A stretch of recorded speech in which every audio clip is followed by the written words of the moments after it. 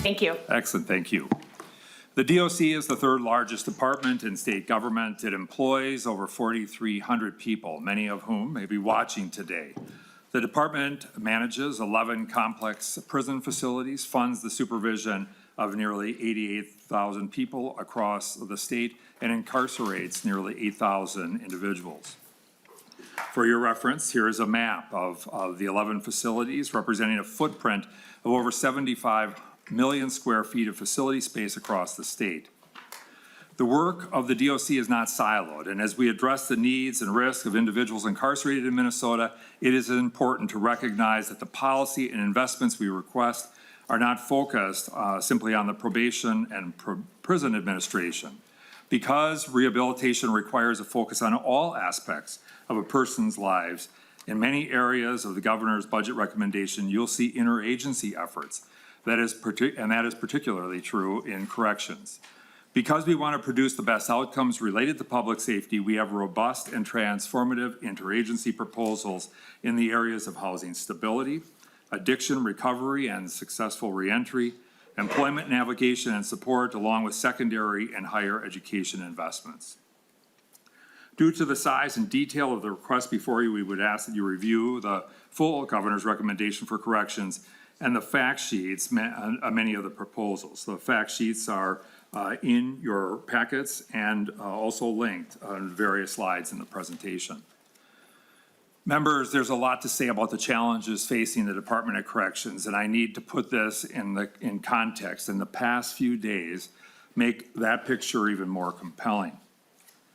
The Department of Corrections operates and is staffed 24 hours a day, 7 days a week, 365 days a year. Work in corrections is among the most challenging work across the state enterprise, and the work is not without risk. Just this week, several staff at both the Oak Park Heights and Stillwater prisons were assaulted. Staff suffered broken facial bones, concussions, black eyes, cuts, and scrapes. I want to be direct here. We must do better by our staff. Investments in our corrections system have lagged behind other public safety sectors. As prison admission once again spiked, maintaining competitive pay is essential. It's essential for our staff, essential for their families, and it is importantly essential to the state's safety and the people we serve. Like many public safety sectors, the DOC is facing a staffing crisis, requiring forced overtime just to keep the facilities running and secure. Far too often, our staff report for a shift not knowing if they're going to work an 8-hour day or a 16-hour day. The Department of Corrections is 97% funded by the state's general fund. It is almost entirely dependent upon the legislature, on you, for adequate funding. For investments to improve working conditions, the physical environment, compensation, and evidence-based practices and programs that will produce better public safety outcomes for our state. The DOC has some of the most archaic and antiquated technology and data systems in the state, yet we are expected and should be tracking outcomes that directly relate to safety and well-being of our staff and the people we serve, and the public safety outcomes for our community. It is the nature of human beings that out of sight often means out of mind. In the case of those committed to our state prisons, I literally mean out of sight. Behind those massive brick walls or massive front fencing structures topped with razor wire, the people who live in them and work in them are often hidden. In the most basic sense, our prisons are the failures of our society, unaddressed traumas, impossible challenges for our government. Whether it be the failures of education or child welfare, mental health access, economic opportunity disparity, or racist systems, our correction system is left to address these challenges and expected to produce better outcomes, oftentimes with insufficient resources. Don't get me wrong. People need to be held to account for violations of laws and the harm done to other people. We know this. Staff do this work in service to our state and the people committed to our prisons must daily walk into or live in the buildings that have tens of millions of dollars in unaddressed maintenance needs. But in them, staff provide and residents receive health care, education, work opportunity, chemical dependency treatment, mental health services, and a host of other programming at a time when there is rightful concern about community safety. Now is the time to invest in a system that must include effective law enforcement, properly resourced prosecution, defense, judicial services, but we cannot forget what happens behind those walls and those fences. Madam Chair and members, we have been at this precipice before as it relates to prison population. The choice becomes clear. Build a new prison, a $1 billion proposition and construction costs alone, not to mention the $50 million plus to operate it on an annual basis. Or make significant investments. The governor and lieutenant governor's proposed budget for corrections is, as I said, considerable. But it is grounded in the belief that we can make a difference, a recognition of the fact that accountability and rehabilitation are not distinct political ideologies. They are, in fact, two sides of the same coin. So let me talk about the opportunities reflected in this budget. We have an enormous opportunity. This committee is tasked with funding the systems of government that support our state's public safety, law enforcement, criminal investigations, corrections, and victim support services. You've heard me say it before, 95% of those who are in our prisons will return to their communities. As a state, we have to, simply must, prepare them in the most effective way if we want to reduce victimization and criminal activity. Effective intervention also reduces the likelihood of generational system involvement. Members, we're at a crucial time and a critical time in the history of the Minnesota Department of Corrections. We can pave a new evidence-based, data-driven path forward for a safer Minnesota, or we can maintain the status quo. In line with the DOC's mission, the governor has recommended a transformative budget, investments in public safety, facility security, support of our staff, all focused on a more rehabilitative correction system that will serve our state for decades to come. So let's get into it. Turning to the most significant of our requests, the governor is recommending $140 million, $44 million in the next biennium to maintain the DOC's current level of service delivery, and $10 million to account for the basic need forecasted in the rise of the state's prison population. These funds will maintain our current staffing complement and baseline operations of the department. Again, we recognize the significance of the amount requested. However, it is foundational to our operations of the agency. Context around the request is important. First, there was no supplemental budget last session, something the DOC has historically relied upon to relieve budget pressures based on its compensation-heavy budget and the shifting cost of managing such a large operation. We have all seen and experienced the impact of inflation on our basic needs, of which the DOC provides in large scale. Food costs, utility costs, and supplies have all impacted our costs and operations. Very importantly, due to the impact of COVID-19 pandemic in reducing the state's prison population, the DOC took a significant budget cut in 2021. The cut eliminated programs and services across the agency that must see reinvestment to accommodate the now rising population from the COVID backlog. Please be aware that there is a shift in how the legislature must now consider the cost of increased incarceration.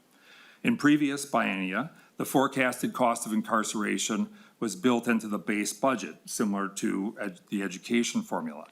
That changed recently, where policymakers must now proactively consider these costs and appropriate funding as a budget request.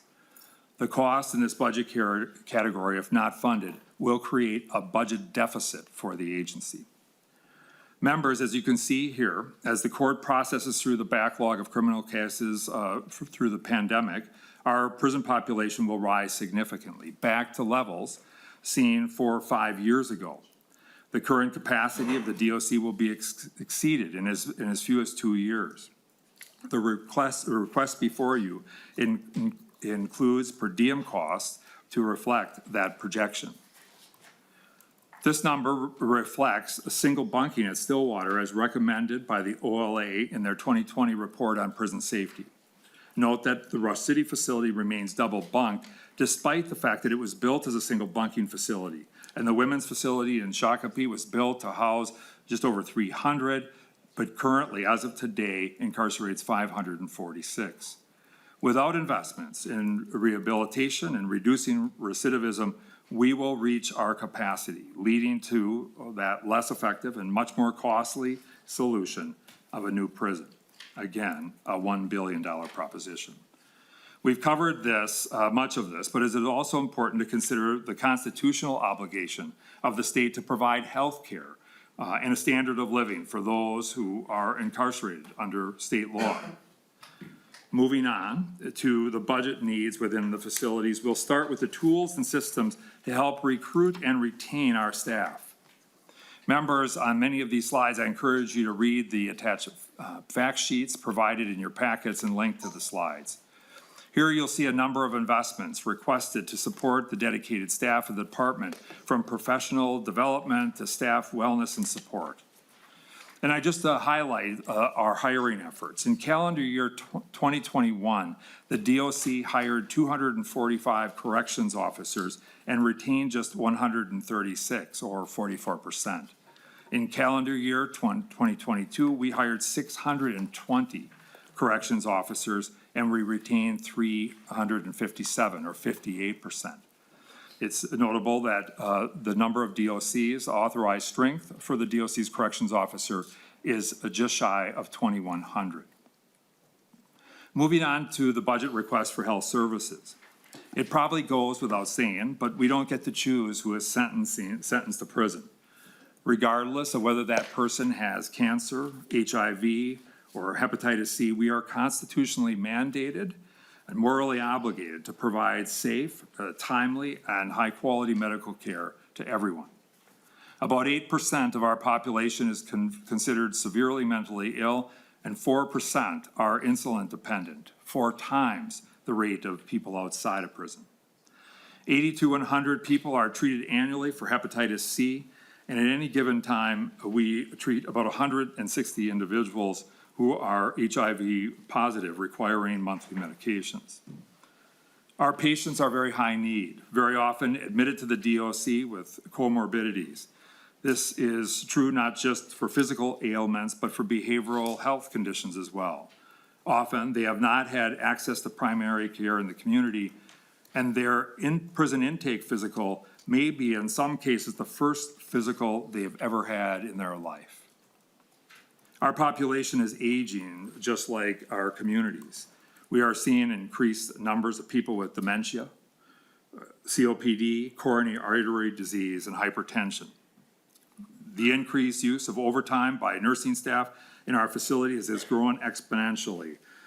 Between 2017 and 2022 ranges from 120% increase at the Red Wing facility, 166% increase at the Faribault facility, to a 274% increase at Rush City.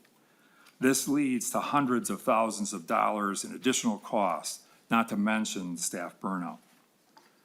Members, the request for body-worn cameras in our corrections and intensive supervised release agents is one we have brought forward previously, and it was in response to the 2020 OLA audit on facility safety. The recommendation was recently echoed in the DOC Ombuds report on sexual assaults in prisons. We have the ability to provide more accountability and transparency in our prisons for the sake of safety of the well-being of our staff and the population. And body-worn cameras are an effective and proven way of doing this. There are numerous needs for investments in the safety and operations of the state's facilities. To highlight just a few, similar to prisons across the country, we are seeing an alarming rate of drugs coming into our correctional facilities, oftentimes through the mail, in very sophisticated ways, like soaking drugs and greeting cards and other paper products. The introduction of these drugs result in assaults and overdoses. And after an extensive pilot study to look at different methods of preventing the influx of drugs through the mail, we are requesting about $500,000 to invest in mail scanning technology. Additionally, the core function of food services in our prisons is experiencing a staffing crisis that's unprecedented. Stabilized food services is critical to safe and secure and healthy operations of a state prison. And you'll see a significant request in the governor's recommendation to ensure adequate staffing levels. We are requesting a $1 million a year ongoing to meet the needs and complying with the Federal Prison Rape Elimination Act requirements and to ensure that DOJ grants are not reduced in our capacity to comply with these important and critical safety standards. Additionally, we seek funds to update technology and ensure effective communication throughout the facilities. We are requesting $1.5 million a year and ongoing to upgrade the department's armor radios. Members, you have heard from our Fugitive Apprehension Unit a couple weeks ago on a policy bill to clarify their authority and allow them to assist other law enforcement agencies. The unit is in need of additional capacity to keep up with the increased demands of outstanding warrants. Adding officers is a way for the DLC to ensure accountability in our system and keep our community safe.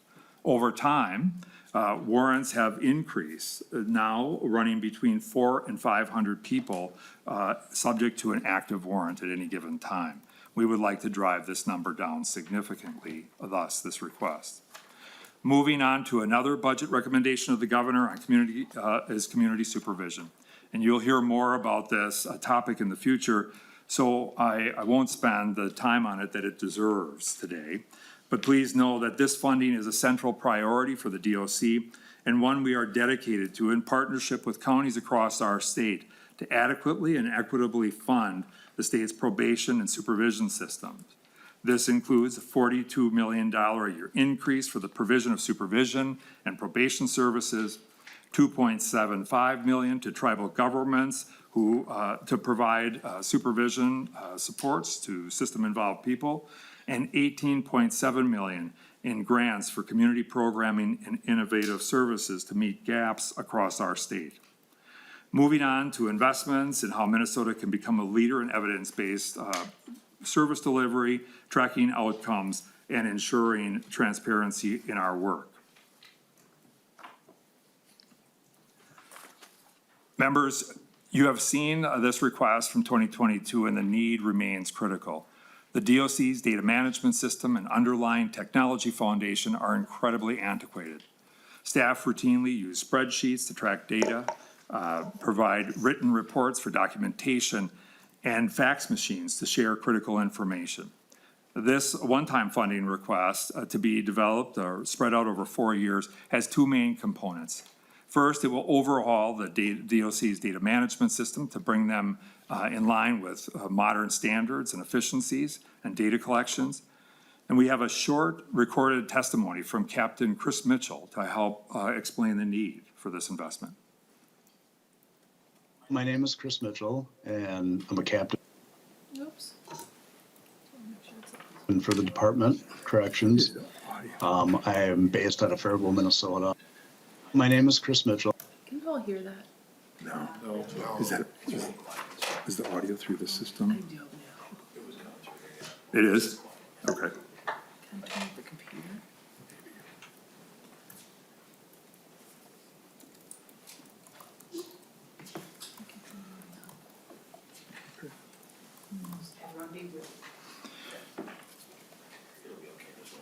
Yeah, we'll just roll with it.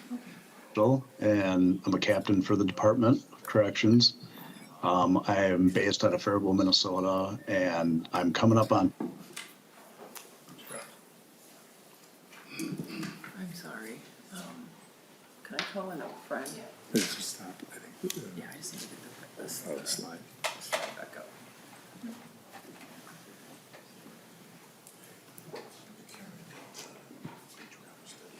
It worked so good when we practiced it. For the service with the DOC.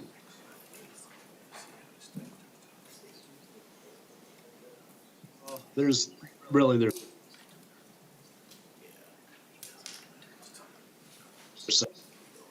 several, and we'd be here a long time to just grab all of them, but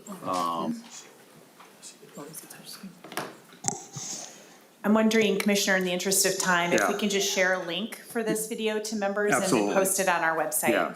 All right, great. So I'll proceed. So the second part of the investment will take this updated data management system at the DOC and link it to a newly created public safety data hub. This will Yeah, long provide time to just grab all of them, real-time but, information across our system and to increase public safety outcomes and data-driven decision-making. The creation of this data portal will provide a central uniform tool for law enforcement, supervision, and probation agents, the courts, and the DOC, with all having access and sharing the same data. This will be provided more directly and efficiently using 21st century data tools and supports. The governor is also recommending creation of an evidence-based practices unit at the DOC to evaluate the effectiveness of all aspects of secure confinement, treatment, programming, and community supervision, and to maintain research on best practices across the field of corrections, and to ensure that the state lacks is in investing efficiency. resources. Is information sharing. We currently still use fax machines. No, it won't stop. This is like a reflection of the DOC technology. On the IT request. On the IT request. The evidence-based practices unit will oversee the implementation of what works, how we keep our facilities safe and secure, what programming and how treatment programming is provided, and ensuring the most effective methods of reducing recidivism and revocation while individuals are on community supervision. It will also be responsible for providing quality assurance on programming and supporting statewide training to all DOC staff. Next, accountability and transparency and oversight must be central to how Minnesota approaches public safety. Yet investments in data analysis, oversight, implementation of policy and procedures, and equity, access, and inclusion have all fallen short. For example, the DOC currently has just 2 staff dedicated to equity, access, and inclusion. We need these people to make sure that we are in alignment with the values and diversity of our state and comply with all federal access requirements.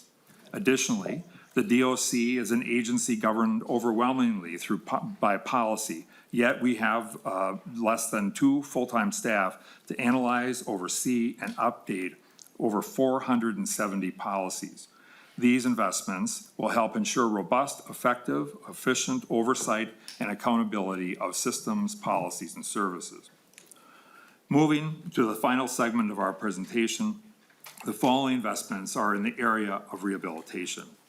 You have already heard the central tenet of our to the budget recommendation, the Minnesota Rehabilitation and Reinvestment Act, or MRRA.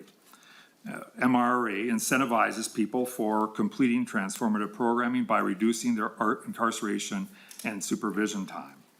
The proposal also reinvests savings in system efficiencies and improvements going forward. As you consider increased investments in rehabilitative services, please keep in mind that if we do not bend the curve of recidivism and rehabilitation, there are additional considerations that we will need to face, and that is adding more capacity to our state's prison systems in the coming years.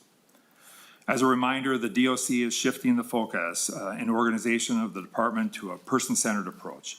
Simply put, this approach organizes and matches evidence-based programs and services targeted at the needs of individuals and addressing their risk factors while they're with us. Research tells us this is what works.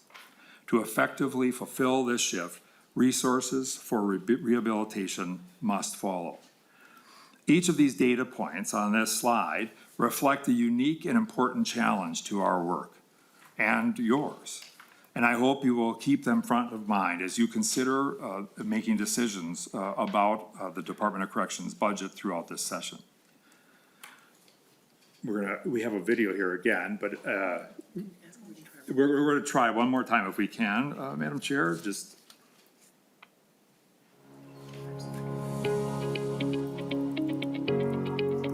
When we use the word rehabilitation, like when a judge sentences someone to the Department of Corrections, they're sending them there for this rehabilitative process. And currently the way it's set up, there is no positive reinforcement for actually joining the programming. So us incentivizing the programming and giving resources and money to this space to incentivize the program, it is one of the ways that we are actually contributing to a safer Minnesota. And for the average incarcerated person, it will give meaning to their days. It will give meaning to the phone calls to their family. It'll give meaning to the visits from their family, because it's a different type of check-in. Hey, how was the programming going? So every time you complete another programming, your family knows you're taking a step closer to your own dreams, and you're also taking a step closer to them. But most people who end up in prison because they were, anti the rules, and following the rules they feel like never got them nothing good. So if it was to incentivize the programs, even for the people who don't believe in the stuff, muscle memory. You go to the barbershop enough times, you're bound to get your hair cut. So if we get people on the track of, I do good, good things happen for me. I do good, good things happen for me. It would absolutely shift rehabilitation, and people would be saying, hey, actually, so if I do good, good things happen for me. And that would turn rehabilitation. I think the DOC does a pretty good job in terms of the breadth of possible, there's lots of different programs, right? Unfortunately, lots of those programs have a very limited capacity because of funding and other things like that. And the more that we can expand some of those programs, the more that the more that we can reduce the wait times to get into those programs, and the more people are going to be successful. So today I'm speaking to you from the #1 criminology program, in the country that consists the University of Maryland Department of Criminology and Criminal Justice is consistently ranked as the #1 criminology program in the country, if not amongst the top in the world. And I'm here because I finished my PhD at the University of Minnesota. But before that, I started my educational journey in St. Cloud Prison. It was in St. Cloud when I first began taking college courses that eventually led me to go, after I was released, it led me to community college, where I finished there, transferred to the U, finished my undergrad, and then finished my PhD. But if it wasn't for the opportunities, the opportunity to take college courses while I was incarcerated, I never would be in the position where I am today. I have no idea where I would be otherwise, but I know that I wouldn't be here without that opportunity. And so when I look at the possibility, the transformative possibilities of education, I obviously think back to my own experience, but I also think back to the experience of many of the other people I saw go through these programs, and how the opportunities, the chance to be in one of these classes really was like a light switch for many of them, realizing, there is another way, right? And I think that the more that we as a society, the more that obviously the legislature can support these types of programs, the better off we're going to all be in terms of, our communities and obviously the state of Minnesota. A lot of times, when people are being reentered into the community, we have to focus on those stability factors for these people. They might not have housing, food, clothing, and so our focus gets put on those things before it gets put on rehabilitation, before we can even work with somebody in promoting that change and increasing community safety. And so it's important to fund people that are starting fresh so that they're not getting into different mental health circumstances that can happen, whether it's anxiety, depression, how am I going to do this? I might as well just go back to my old ways. because no one's going to give me the opportunity anyway, so I'll just do what I know. It's important to fund them because we spend so much money keeping them in, and an appropriate fund can help people stay out and become productive, which is our motto in Minnesota as it relates to rehabilitation. We work with the human population because they're human beings. I'm a firm believer, and I work very strongly with following the law and respecting the law and accountability for that. So in no way do I want this to be something that people get to do and act and behave how they choose, and we need to fund that. I don't think that that's the message we need to give, but we do need to say to those that have been in prison or are coming out or don't want to re-enter that we're willing to do something different, because life happens to everybody. Because, you know, a lot of people that are getting out have lost a sense of identity, lost values and things that have been taught to them just due to, you know, drug use, living in survival mode. And, you know, you forget to really work on that healing space that Indigenous people, you know, have within their own lives, you know. And so I think that it's just really important that we include that when we're transitioning people back into community. I think especially for Native American men, if they have a safe place to come home to that provides support, that provides them with culture, I don't see them failing. I see them exceeding. I feel that I see them, you know, walking with confidence and believing in themselves. And I think that's really important, because these are the men in our community. These are our fathers, our brothers, our uncles.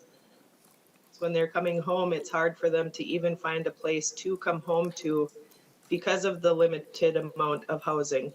Over the last year and a half or so, we've had to create wait lists for our clients. We've had to close down locations or different groups that we're offering because we don't have the staff to provide the service. Not that we don't have the clients that need the service, but we don't have the staff to provide the service. An increase in funding would help us be able to treat more clients. Our wait lists could be reduced in size. We would be able to expand the breadth of services that we provide. For example, many of the services that we are required to perform under contract or for the courts or for probation are things that health insurance does not cover. And so that increased funding is really needed to bridge the gap between what a client can afford to pay us for services, what their health insurance may cover, and then what we're actually being required to do as a sex offender treatment provider. We work with a population that struggles to find supportive services, struggles to find stable housing where they would like to live, struggles to find work. We are not able to coordinate case management for our clients because insurance doesn't reimburse for it. And we just don't have the funds. And we really need people with lived experience to help people find stable housing, help coordinate fair chance employment opportunities, do some leadership and education around that, and also just help with other supportive services. These people are our brothers, our neighbors, our friends. We've demonized them, right? Because they've done some terrible things, absolutely. But we've demonized them and othered them in a way that really isn't accurate. They are just like us in so many ways. They have made terrible choices and they've caused a lot of harm, but that doesn't have to define the rest of their life. We can help make the rest of their life look a lot differently, and that's what we're here to do. I don't know how we can continue to do what we're doing without any assistance, because again, we can't do our jobs. What we are set to do to work with these clients and help rehabilitate them and get them the skills that they need to be successful, when we're having to continuously focus on stability factors. I know funding is always a a sore topic with everybody. Everybody's, always faces, budget, cuts and, wondering, okay, what is least important and what is most important, though it is all important. And I know how difficult it can be, but these people are in our community. And we should do whatever we can to help them start on a successful venture when they're released. Madam Chair, members, the perspectives provided all relate to holistic budget requests that we have put forward. A significant portion of the budget request is in education, both secondary and higher ed. Just last year, the federal government opened up Pell eligibility for incarcerated individuals, creating enormous opportunities to open up higher education for those in prison, but we need the space, the staff, and the technology to meet that opportunity. This request also invests significantly in ABE, adult basic ed, and special education teachers and staffing capacity to meet the needs of that population and increase positive outcomes upon release. You heard the importance of this investment from others, so I won't belabor the point, but the bottom line is stable housing is a critical component of successful reentry. Housing is cited first and often as the most significant barrier to successful community reintegration.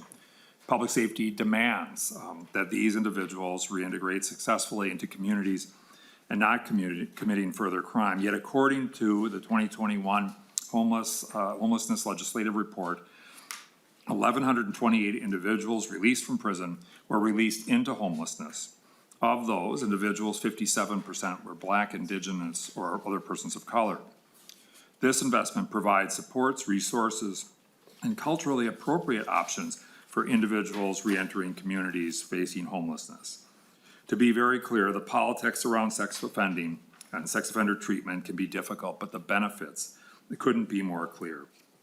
Adequate funding for the grant program to increase successful treatment completion rates and decrease victimization, and to ensure that individuals are not sent back to prison simply because they could not afford treatment is what this investment is about. We have an opportunity to invest in this critical resource need, and I urge you to support this funding. Preserving strong bonds with family while a person is incarcerated leads to more sustained community ties, promotes rehabilitation, and reduces recidivism. Studies repeatedly find a significant link between family contact and success when returning home.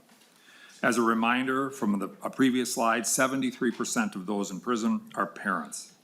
1 in 6 in Minnesota prisons had a parent that was incarcerated. In fact, it was the most prevalent adverse childhood experience. 40% of children in adult foster care have an incarcerated parent. Yet Minnesota does not have a dedicated resource for family support and stabilization services. The creation of this unit will provide a centralized resource for families and help connect community organizations who provide services and programming that strengthen bonds between incarcerated people and their families. And importantly, the governor's recommendation also invests $2 million to eliminate or reduce the cost of phone calls and video visits. There is significant community support for this change, and the time has come to stop charging incarcerated individuals and their families to keep in contact with their support networks. The budget also has requests around reentry targeted at increasing success of individuals as they rejoin their communities when the stakes are most high. These investments focus on substance use disorder release planning, providing Narcan kits upon release, connecting Native American men with culturally specific programming, and creating a peer support pilot for individuals being released from prison. And the Pathways to Employment Program, a proposal that's reflected in House File 505, carried by Representative Noor, which you'll hear later today, you'll hear more about. Finally, Chair Moeller and members, if there is one thing I would like you to take away from our time today is this, that 95% of those in our prisons will return to neighborhoods and communities across the state. Because of this, we must ensure that those in our care, custody, and control, and under our supervision, have access to services and supports they need because the safety of our state depends upon it. With that, Chair Mueller, I will stand for any questions you or the committee may have. Thank you, Commissioner. That was an excellent presentation. Do we have member questions? I actually just start. I have a quick question for you. I was just looking at the successful reentry slide number 35 around some addiction-focused release planning. And I just was curious if the department either receives or is eligible for some of the ORAC funding. I'm just trying to learn more about the interactions of the ORAC with all of this. Madam Chair, members, we are involved in the ORAC planning group, and we do receive some funds that usually is used for post-release services. But there has been more heavy emphasis on the community side of ORAC funding, which obviously we are equally concerned about for those under probation supervision or supervised release. So that has been my understanding where most of those dollars have been invested. Thank you. Chair Becker-Finn. Thanks, Chair Mueller. And one thing I wanted to just lift up, in this space, when we talk about corrections, we often we're talking about recidivism. And I just want to make the connection that when we talk about reducing recidivism, we're also talking about reducing crime. We're talking about preventing crime. We're talking about, all those impacts that happen when people recidivate, which means there's more, we use that language, but I just wanted to kind of call out how important that is when we think about victims and preventing people from becoming victims of crime in the first place. That yes, it's important that we are helping these people because they're people and they're community members, and also it is a crime prevention tool and a public safety in that sense as well. So just wanted to lift that up in this conversation. Thank you. Thank you. Yeah, Representative Hewitt. Thank you, Madam Chair. And to the Commissioner, I'm trying to be as simple as I can here, and I was talking to Representative Frazier here about this. Do you have a fixed cost on what it costs for one incarcerated person in the state of Minnesota? I mean, I could take your budget and divide it by your total incarcerated right now. That would be the way I'd do it, but what's it cost us to incarcerate somebody? Commissioner Schnell. Madam Chair, Representative Hewitt, I think we are looking at roughly a per diem of about $150 a day, thereabouts. Now, if you look at this, some facilities are higher. And it's oftentimes based upon the custody level and the level of services that are being provided. For instance, Oak Park Heights, which generally has a little bit lower population and higher need. That's where our mental health units are at, and our facility-based medical transition unit is that the cost of per diem is a little bit higher, but when you look across the system, about $150 a day. Representative Hewitt. Thank you, Madam Chair, and thank you, Commissioner. And so, just really quick math there. That's about $54,000 a year per one incarcerated person. That's a big number, and it's not much we can do about it here. But we really have to look at how we can, like Chair Becker-Finn was saying, prevention. Keep them out of your facility. So, thank you. Thank you. Go ahead, Representative Incan. Sorry, someone just handed me a note, and so I was trying to multitask. Thank you, Chair Mueller. To Representative Hewitt and to Commissioner Schnell, I think that the way that we want to think about how this is going to impact Minnesotans in their day-to-day lives, we want to make sure that we have the safety of all of us in our communities prioritized before a dollar figure for a per diem housing allowance. We want to make sure that we're actually thinking about, are they truly rehabilitated, or are we potentially releasing somebody that isn't ready? Two things can be true at once, that those programs are working, but we also need to maintain a warehousing staff and corrections facility that protects offenders from reoffending and getting out early in the first place. Can you talk to me a little bit about how you determined the numbers and the governor's budget proposal that that decided how much should go towards those reentry programs versus housing in our facilities currently? Commissioner. Madam Chair, Representative, I think the budget reflects both. It reflects the reality that we do house these people, and that it does serve the state's incapacitation objective of holding people in custody. And there are people in our prisons that for very good reason will never, ever be out. But that's not the reality. That's not the majority. And so when we look at this, we have to constitutionally, I would remind you, provide services to these people, whether they're going to be there for a month or they're going to be there for the entirety of their life, till their last dying breath. We need to provide them with the care and basic levels of services. So our correctional facilities do provide both that incapacitation objective, but that's only one objective of the criminal justice system. The other objectives that are equally important are things like rehabilitation and reentry and reintegration. These are and have to be lifted up as well. And the challenge we have is our investments have traditionally been on having people locked up in the facilities, which, again, it's one side. That's one side of the coin. The other side of the coin has to be rehabilitation. Representative Engen? Thank you, Chair Mueller, and thank you for that. I agree. It has definitely been a pendulum that has swayed more towards warehousing. But I think that the pendulum's swaying the other way now, because we're seeing programs that can pay for college. I took out loans. I went to college. I have to pay those back monthly. I'm not sure that is the best use of our DOC funding. So when we think about these things, just make sure that the pendulum isn't swinging in the other direction. That would be my ask. Go ahead, Commissioner. Madam Chair, Representative, I want to be really clear about the investments in this college education stuff come as a result of the United States Congress reinstating Pell funding for people who are incarcerated, which was signed into law by President Trump and is and reflects historic policy that was in place for decades and decades. Again, I too paid those student loans. And yet, when the federal government looked at this and when this was passed on a bipartisan basis in Congress, it was because there was a recognition that those investments would pay dividends down the road.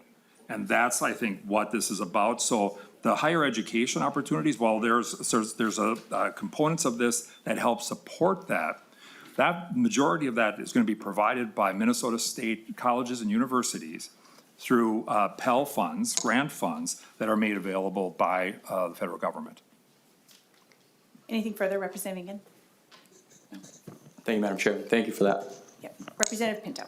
Thanks, Madam Chair. Just noting, I don't think there's anybody here, at least I don't think there's anybody here on the higher ed committee, but just a reminder that, we've got all kinds of students who have a lot of debt that have built up, that the state support for our public higher ed system is way below what it was in decades past. It used to be that the state provided 3/4 of support, and I think it's now flipped, provide 1/4 support.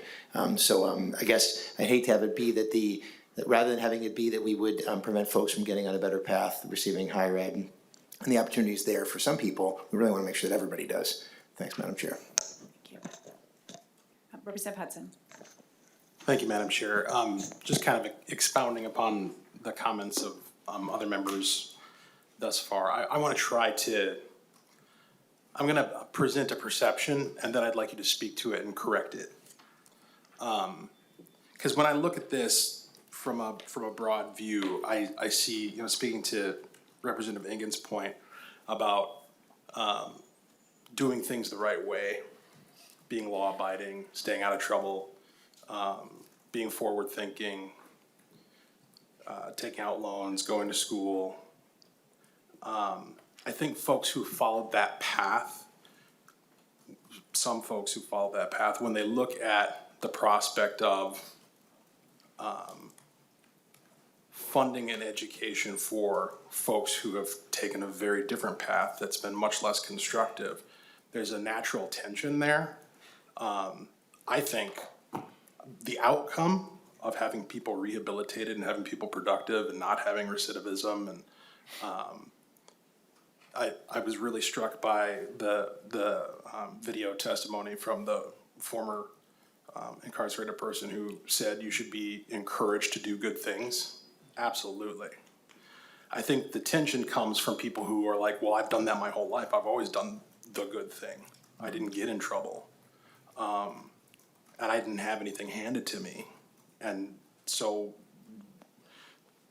is there an opportunity here to ensure that folks who are being incentivized to do the right thing are taking on a fair degree of the financial burden in a similar way as somebody who takes out a student loan does, so that they have to actually carry that with them and participate in the cost of what it is that we're providing for them? Commissioner. Madam Chair, Representative Huntsted, I absolutely understand that perspective. I mean, I think any of us look at this and we have to, I think, look at the reality that folks ending up in this system, I don't know of anybody, and I certainly wouldn't trade going to prison to get a college education. That would not be my choice. And I think, for some of these people have made poor decisions. Many of them have had challenges in their lives, as was pointed out. I don't want to make excuses for them. They're there and they're being held to account. At the same time, and this is not simply about money either, but it is a pay one way or pay another proposition. And I think that's how we have to think about this when we get to the cold hard facts of the cost for this. We are going to pay one way or we are going to pay another. And I think it's time for us to invest in the side of we're going to double down. And all the research tells us that that's going to pay a dividend. And we need to double down on that side and make sure that folks are coming out and doing what we want them to do, living the good life, going to the barber shop, as Mr. Reese talked about in the video, going to the barber shop multiple times and eventually you get your hair cut. And what we want to do is create every opportunity for people to get the good stuff and have the good stuff, because on the other side of that is coming back to the community and paying their share of the taxes, paying their share of helping to make sure that their kids do good. And we can't hide from the reality or the facts that these folks do have kids. We want those kids. We need to break these generational cycles. These types of investments are going to make a difference, and we want to be in a place where investing in them, we can prove. And I've said to the people who are the experts in corrections in this state, and asked from experts in other states, will these investments, if we do them right, in an evidence-based way, make a difference? And to a person, the answer is yes. If we can do them and deliver them in the way that the evidence supports, we can and we will produce better outcomes. That's what this is about for us. Good lives for them, less cost for us, and just really being about making sure that we're breaking these cycles. That from my days in law enforcement, I saw repeated cycles, generations of people who were in the system, and we need to break that. Thank you. We're going to move on, but I have a follow-up question to that too. And I'm just curious, Commissioner, if you know how many people who are incarcerated are people who are in poverty before they're even incarcerated. I'm imagining that the number is quite high. Madam Chair, I don't know the exact number, but we do know that many of these people came out of a history of generational poverty. And Commissioner, I'd also like to know how much, I know there are different jobs people can do while they're incarcerated, and can you please remind us what amount they earn for those jobs? Madam Chair, the wages for people who work in prison or participate in different programming ranges from 25 cents per hour to $2 an hour for the vast majority of jobs. There's a small number of jobs that we do for private industry where there's interstate requirements that can go as high as 11, but that's a very small number of jobs. Yeah, thanks, Commissioner. And then one more question related to restitution. Do you know either what the average restitution amount is for somebody who's incarcerated, or how many percentage of incarcerated people have restitution that they need to pay? Madam Chair, I don't know the exact number, but I can tell you that we will get that information and provide that to you. I would also say this, however, that we do collect restitution even on the wages that we do pay. Right, thank you. And I just wanted to get that information because I think it's important when we're talking about folks' ability to be able to help pay for some of these services, that if they're coming in poverty, they're barely making anything with the jobs that they have while they're incarcerated. They have restitution, they may have child support and other obligations as well, that there are a lot of pressures financially on these folks. Let's see, we have Representative Frazier and then Vice Chair Feist. Go ahead. And I know you want to move on, Chair, so I'll be quick. But thank you, Madam Chair. Commissioner Snell, I've said this to you multiple times. I like your approach. You're being innovative. You're thinking outside the box. And in some ways, you're catching up because some other states are already doing these things. I know Minnesota's often seen as more progressive, but when it comes to our criminal justice system, our DOC, we're not that progressive. So I know you're trying to move us forward there to align with some other states. And this is states that would be considered red or blue states, if you want to talk about from a political perspective.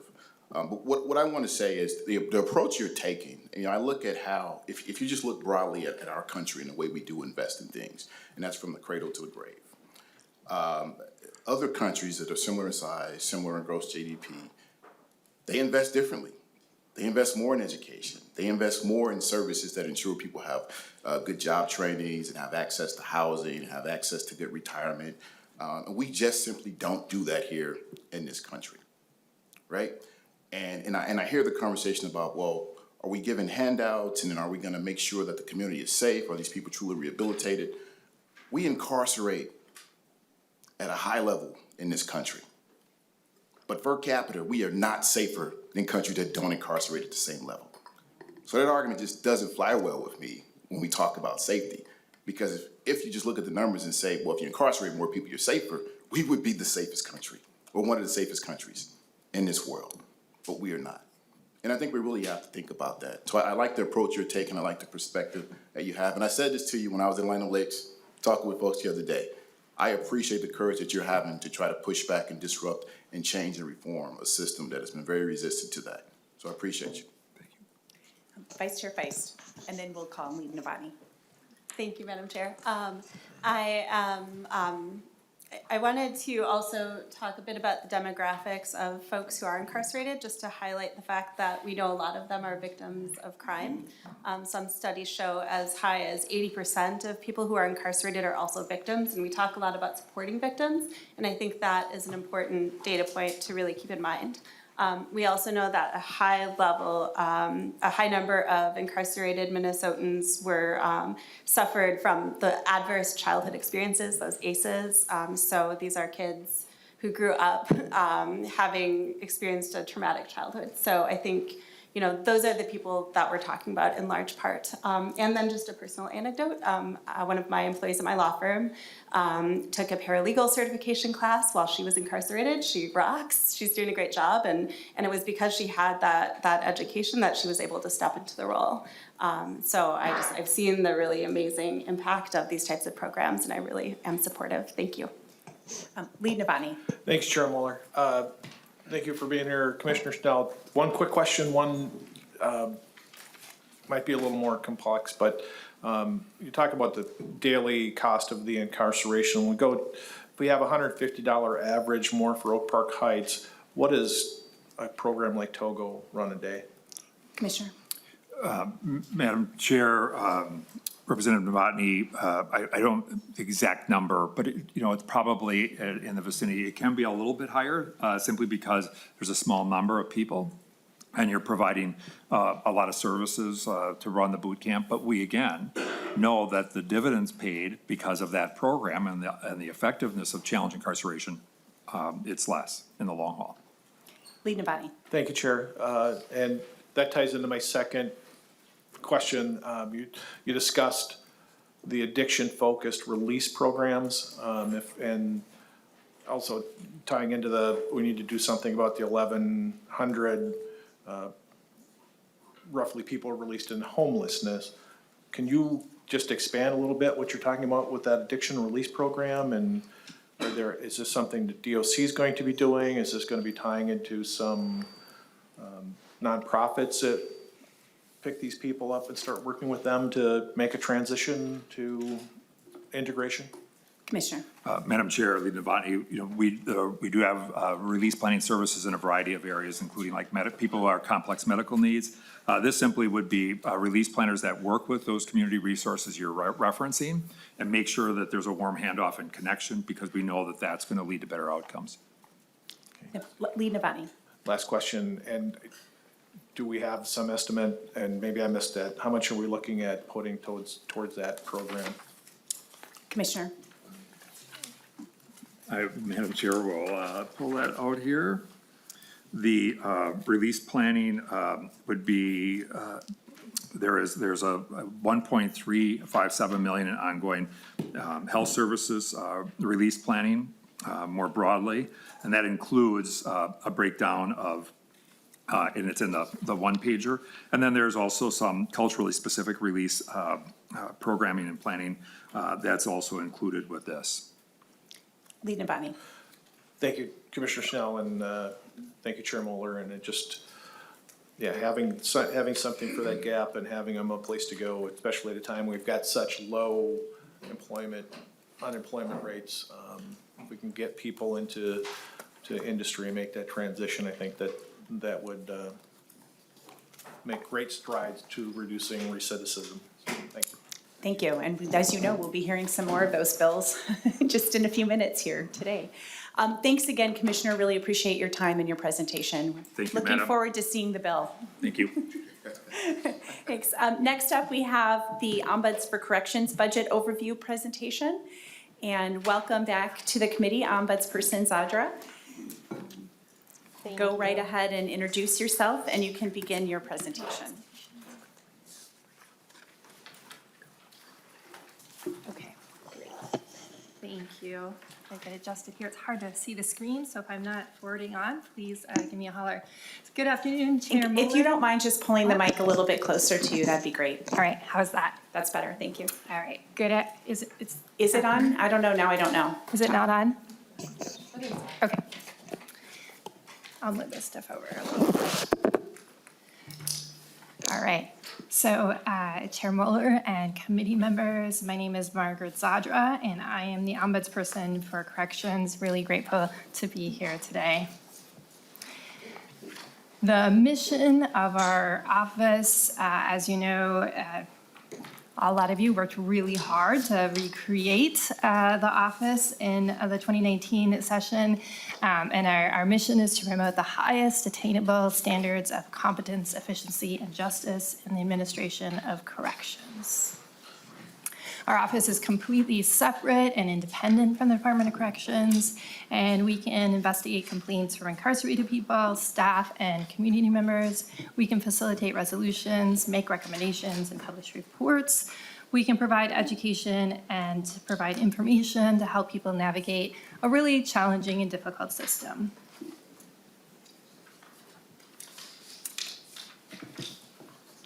So, Minnesota, we just heard a lot about this, but Minnesota state's prisons and local correctional facilities confine and control thousands of incarcerated adults and juveniles and place staff in really difficult work environments. So they're difficult environments to live in and difficult environments to work in.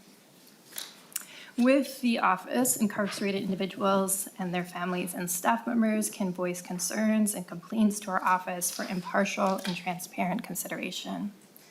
Drawing upon our work with incarcerated individuals, we can look for improvements and recommend changes to the governor and commissioner and to you here in the legislature in order to promote efficiency, justice, and fairness. Oops, I didn't want to go forward just yet. Sorry about that. In recreating the office, the legislature also viewed the office as a way to make prisons and jails safer for both incarcerated individuals and staff. We do this, we increase safety for incarcerated individuals because they can turn to our office with complaints about concerns about unsafe situations and conditions, and we can help resolve those. And we promote safety for our corrections staff because we provide a productive option for incarcerated individuals frustrated by circumstances that might lead to conflict if they didn't have the office to turn to for impartial investigations.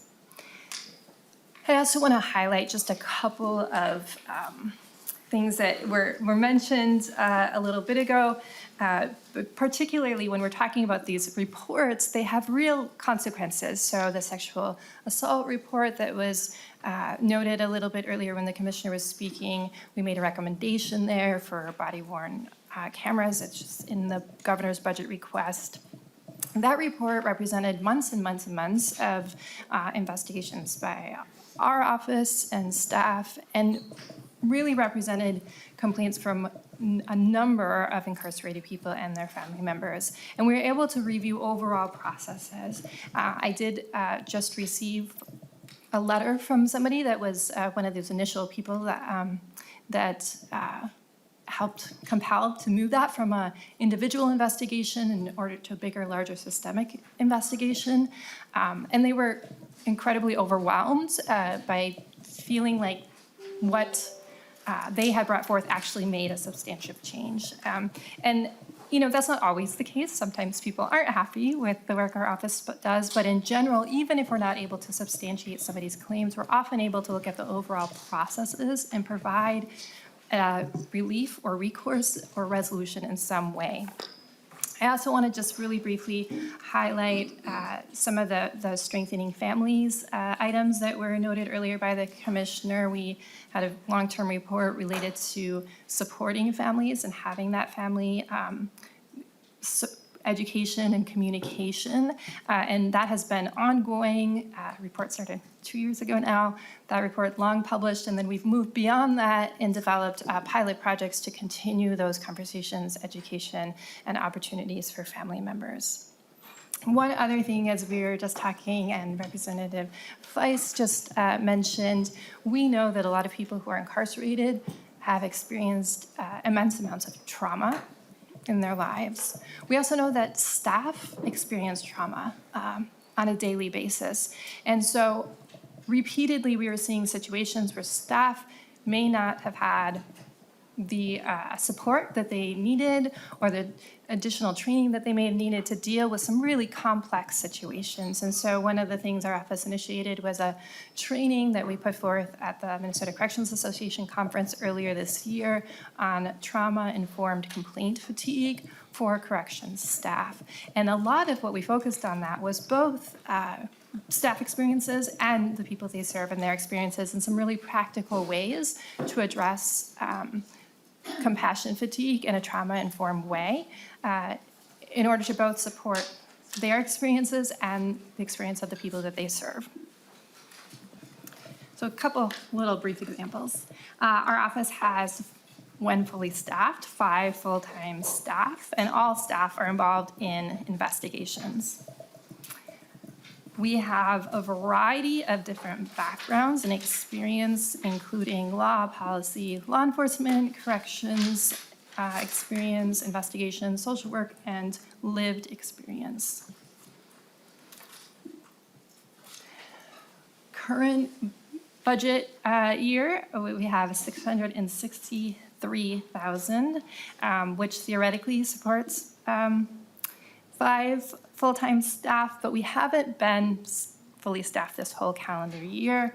I fulfilled dual roles for the past year, and so some pieces of our office, we were still able to respond to all complaints, but we suspended some of the promoting of promising practices due to capacity and resources. We also had to really prioritize which cases we took because of resource issues.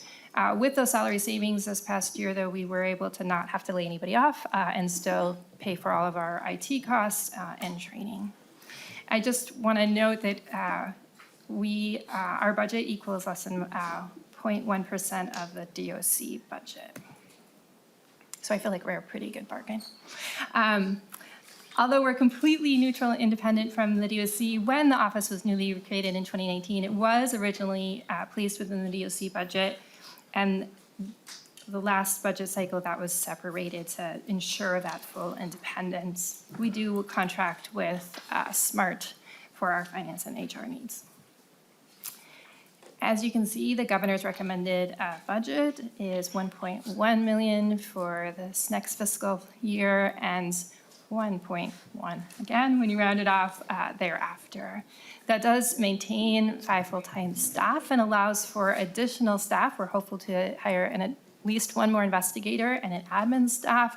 And then we have growing IT and data needs that would also cover.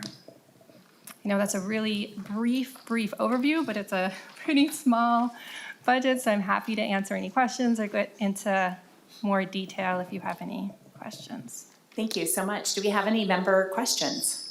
Oh, I'm getting some feedback. Representative Frazier. Thank you for the presentation. I don't get feedback. Is that okay? You mentioned that you've had to take on dual roles this past year, and also you had to suspend some of the programming or things that practices you would have liked to done. Can you talk about the programs that you had to suspend? Go ahead, Ombudsperson. Thank you. Chair Mueller and Representative Fraser, we had been doing a Promoting Justice series, which was a monthly series where we highlighted and presented promising practices in corrections. So that was one of the things that I personally enjoyed most and just didn't continue to have capacity for doing. Some of the other outreach and collaboration with other groups, ended up not happening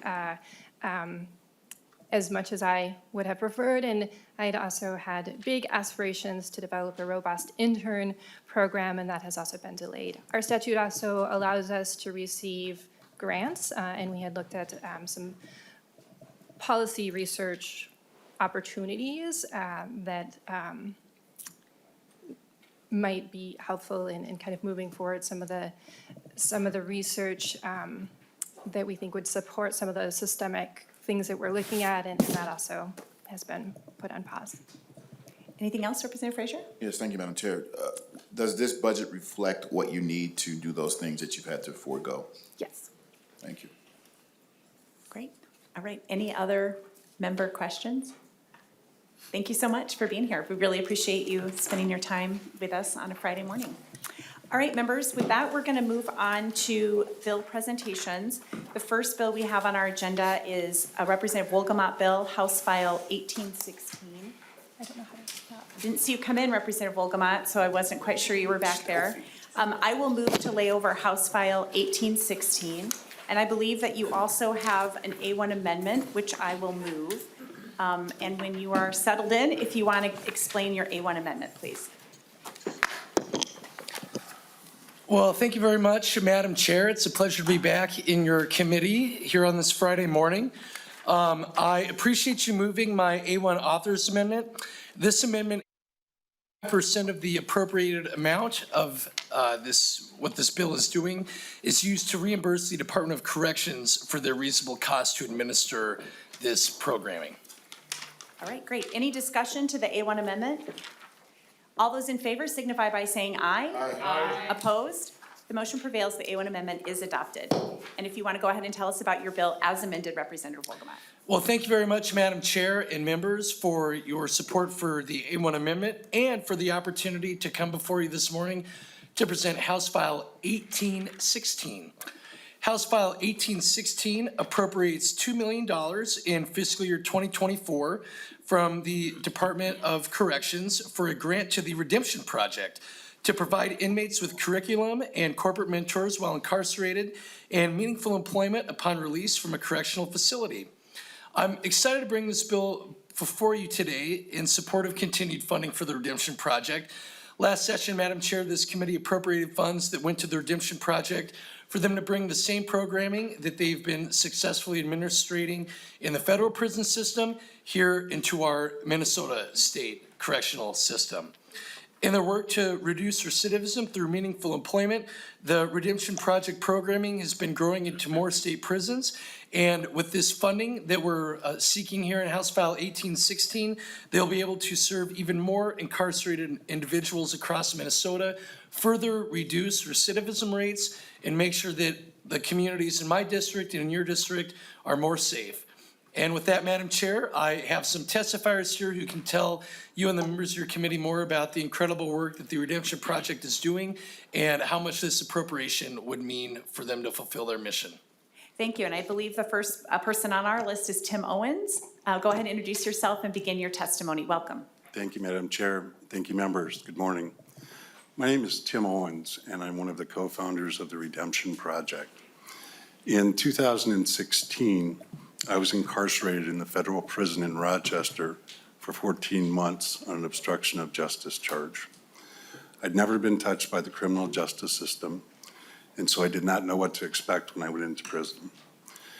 I was surprised when I went in to learn the number of people that returned to prison and the amount of recidivism that occurs. So that prompted me to want to learn more of why that happened. And there's 4 primary factors that contribute to that. You've already heard from Commissioner Schnell about housing being one of the major obstacles. But in my discussions with inmates and with staff, we found that employment was a huge obstacle to reentry into our communities. So myself and our other co-founder, Dwight Tostenson, our president and CEO, began researching this. When I was released in 2017, we discussed that the number one issue why employment was so important, other than the obvious, is it gave people hope. These people want to come back to our communities, be good members of the communities, and to do that, they need meaningful employment. So our mission at the Redemption Project is to reduce the destructive cycle of recidivism through meaningful employment. Nationally, 2 out of 3 people released from prison return within 3 years. Our vision is to flip that statistic on its head. Our proven model, developed by former inmates, can achieve that goal. From our work in the federal prison, we have 53 individuals who have been released from prison, and of those, only 3 have returned to prison, and to note, 2 of them were on technical violations. Our 3-step program works to educate through a rigorous 14-week academic class, advocate for inmates to be matched with employment mentors and partners to hire them upon release, and thirdly, to support them as they transition back from prison into society, which we all know is a difficult task. In this transition, we continue to assist them working with their employment mentor and life mentors, while we also help with connecting them to resources to assist with other barriers like transportation, housing, and education. We also work with employers to educate them on the benefits of second chance hiring and best practice models. We're currently conducting our program with inmates at the facilities in Stillwater, Lino Lakes, and Rush City. There are about 50 men enrolled, and we have sizable waiting lists. 57% of our participants are people of color, and 40% of our participants have a child that is a minor. Our program costs roughly $5,000 per participant versus the average yearly cost to incarcerate someone in Minnesota of $55,000. The result of our program leads to better lives for our participants, safer communities, economic savings, and assists in addressing our workforce shortage. Thank you for your time today, and we would greatly appreciate you supporting our mission by supporting this bill. Thank you. And next up, before you begin, I know the testifiers were asked to do 2 minutes each, and I just want to keep us going. What you have to say is really important, but I want to make sure we get through all the bills and all the people who are here to testify today. Next up, we have Tom Pippitt. Yes. Please introduce yourself and begin your testimony. Thank you, Madam Chair and the committee, and good morning to you all. My name is Tom Pippitt, and I have a very brief story about my story here. In 2011, I was given a 10-year sentence and served time at the Federal Medical Center down in Rochester. When I first went into prison, I kind of thought my life was over. I gave up a lot of hope in my life, but it took a little time for me to get back and start realizing I needed to move forward. And one of the programs that helped me tremendously was the Redemption Project's Virtue for Success class. In that class, I learned the 4 cardinal virtues of wisdom, courage, self-control, and justice. But another thing I learned was to start believing in myself and start getting my confidence back in what I could do when I could get out and moving forward.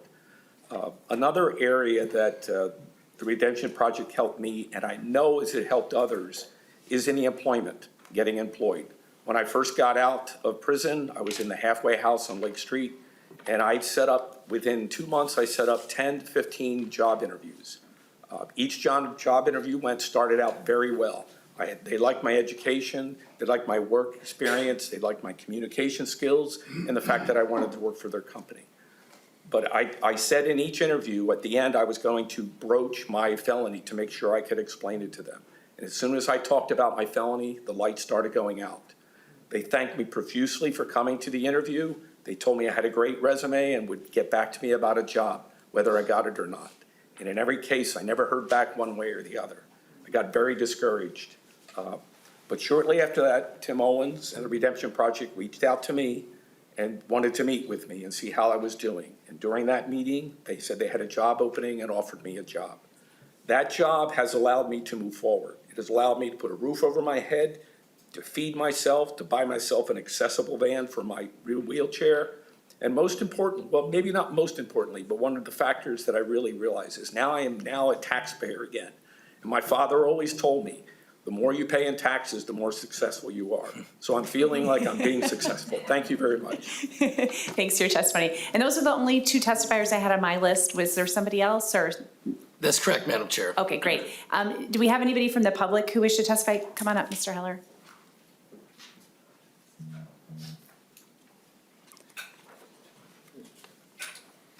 All right, if you want to introduce yourself and you have, we'll give you 90 seconds, Mr. Heller. Welcome.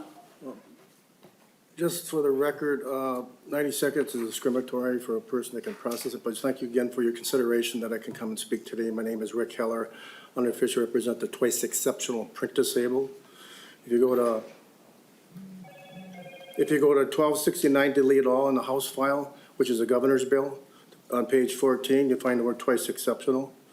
Also, if you go to page. Yeah. Mr. Heller, we're on House File 1816 right now. Did you have something specific to that? Right, I was just going to express as it relates to the print disabled, the governor's putting that in his bill on page 127 of that delete all bill. That's not not this bill, Mr. Heller. Because I unofficially represent them, I'm trying to express that because it's a lingual word starting a statute. Now I'm going to talk about the bill, if I may. If it's House File 1816. 1816, the reason I like to say I support this bill, because in 1965, they looked at the prisons and found out there's a lot of illiteracy in the prisons. So shortly after that, they created the Elementary Secondary Education Act to target those individuals that weren't effectively required the printed word. We are going digital for a reason. When the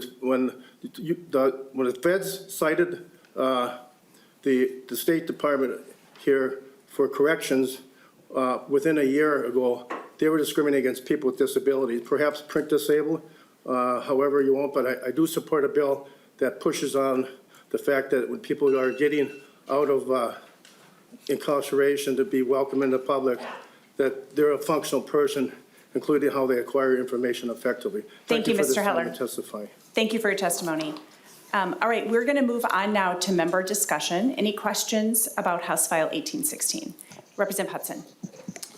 Thank you, Madam Chair. I just want to say very briefly that I support this, and I thank you, Representative Wolgamott, for bringing the bill, and just a little bit of personal experience as to what drives me to support this. I have worked as a manager of workforce, and in one of the organizations that I've worked for, one of my best coworkers, who was also a manager, ended up being dismissed because something was discovered about his background, and he was a rock star. And I've also found in the course of recruitment and onboarding that the best candidates I always get worried when they haven't gone through the background check yet and they're going through that process, that the more promising they are, the more likely it seems to be that something's gonna get flagged on the background and we're not gonna be able to bring them on. And with the workforce situation being such that it is, I think there's some employers who would actually appreciate a shift in the way we approach this. So, thank you. Great, we have Representative Hewitt and Representative Novotny, and then we'll move on. Representative Hewitt. Thank you, Madam Chair, and I'll be brief. I just want to say thank you, Representative Wolgamott, for this great bill.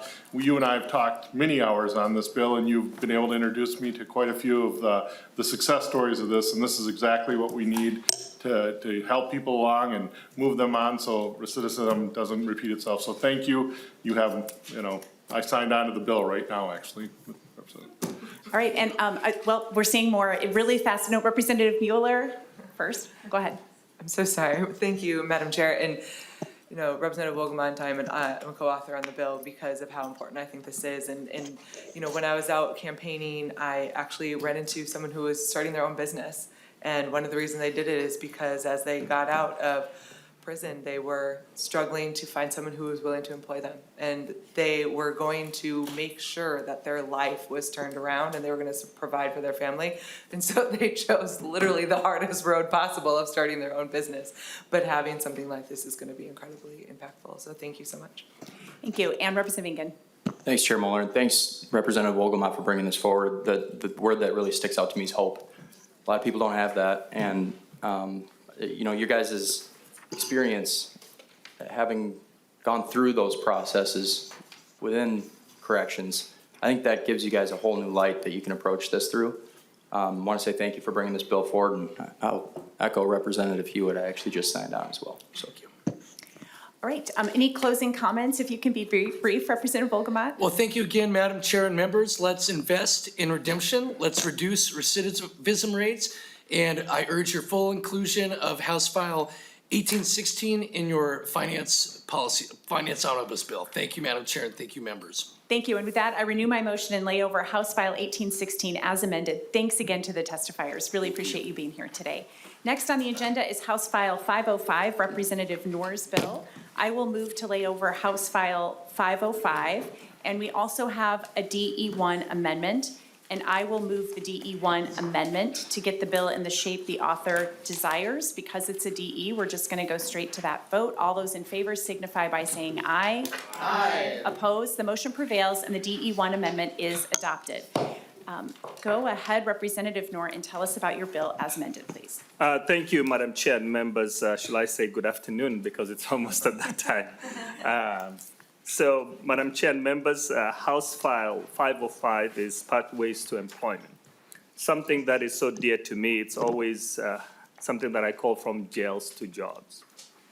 We all understand the challenges that we're facing in the workforce development today with the workforce shortage. This is an opportunity to create a pathway for so many people who have been left out. House File 505 is a bill to invest in stronger pathways from prison to employment to investment at the Minnesota Department of Correction. In your packets, you see an explanation for the pathways to employment. Members, we must make public policy based on what works, evidence-based, proven system. And this bill, Madam Chair and members, is created to address those issues. Crime and public safety are also closely linked to social determinants of health when we look into safe housing, employment, education, and other basic needs that all Minnesotans must have access to. Members, public safety relies on people having what they need, staying employed, supporting themselves and their families, making sure that they have a living wage. This bill makes investment whereby direct connection from employment to public safety is plainly clear. When individuals leave prison employed with skills, training, and education, we are all safer. They can then support themselves, their families, and also invest in their future. Madam Chair and members, with this bill, we're investing $3.55 million a year on an ongoing basis. First, the bill creates an economic opportunity public safety unit at the DOC, an interagency unit to develop and strengthen a relationship in community and between state and employers to connect individuals leaving prison with employment. Second, it invests in and also expands the current DOC Employ program, making it available to all persons released from state prison facilities. Employ is a data-driven, evidence-based program to increase employment readiness among the incarcerated and connections to and maintaining living wage jobs for those released from facilities. Third, finally, it funds community-based programming and services for pre- and post-release employment and vocational services, including job readiness and career pathways. Madam Chair and members, thank you so much for hearing me, and I have testified who will also go through the bill. Thank you. And I know you're not Commissioner Schnell, so go ahead and introduce yourself and begin your testimony. Chair Moeller and members of the committee, my name is Safia Khan, and I'm the Chief of Staff at the Minnesota Department of Corrections. It's good to be here before you today. Commissioner Schnell is here, but he's dealing with some emerging issues at one of our facilities, so I will testify on his behalf. I just want to thank Representative Noor for authoring this bill that meets two challenges we know Minnesota is facing today: public safety and workforce shortages. The investment is also in the governor's budget bill. We must have a comprehensive approach to crime and ensure we are investing in what works to keep our communities safe. Representative Noor has laid out the bill really well. This request is all about giving opportunities to people to succeed when they return to our communities after incarceration. As an important reminder, over 95% of those who are in our prisons are going to return home to our communities. Our safety depends on their successful reintegration into our society. This package helps improve the chances of that happening by paving pathways from prison to employment. People who are gainfully employed have a much better chance of succeeding when they are back in the community, and as you all know. The DOC's 2022 homelessness report found that 25% of those released from our prisons are leaving homeless. Not just because of a lack of affordable housing or barriers to finding housing, which are really key, but also simply because they cannot afford rent because they don't have jobs. The unemployment rate for formerly incarcerated people stands at around 27%. This number ties directly to so many other data points around homelessness, recidivism, and public safety, as Representative Becker-Finn's comments mentioned earlier. Part of the work that will come from this package will help develop and strengthen new relationships in the community, bring together both public and private sector employees, trades and trade unions, and job readiness programs. Employment navigation will further pave the pathways that begin in prison to continue into long-term job stability outside prison. The proposal will also help those who come to DOC for only a short period of time and aren't able to engage in programming, gain some stability to get back on their feet. The staff that will be funded by this funding will work on building partnerships with private and public sector employers and help pave these pathways to employment. Chair and members, as legislators, I know you see better than we do what opportunities lie here.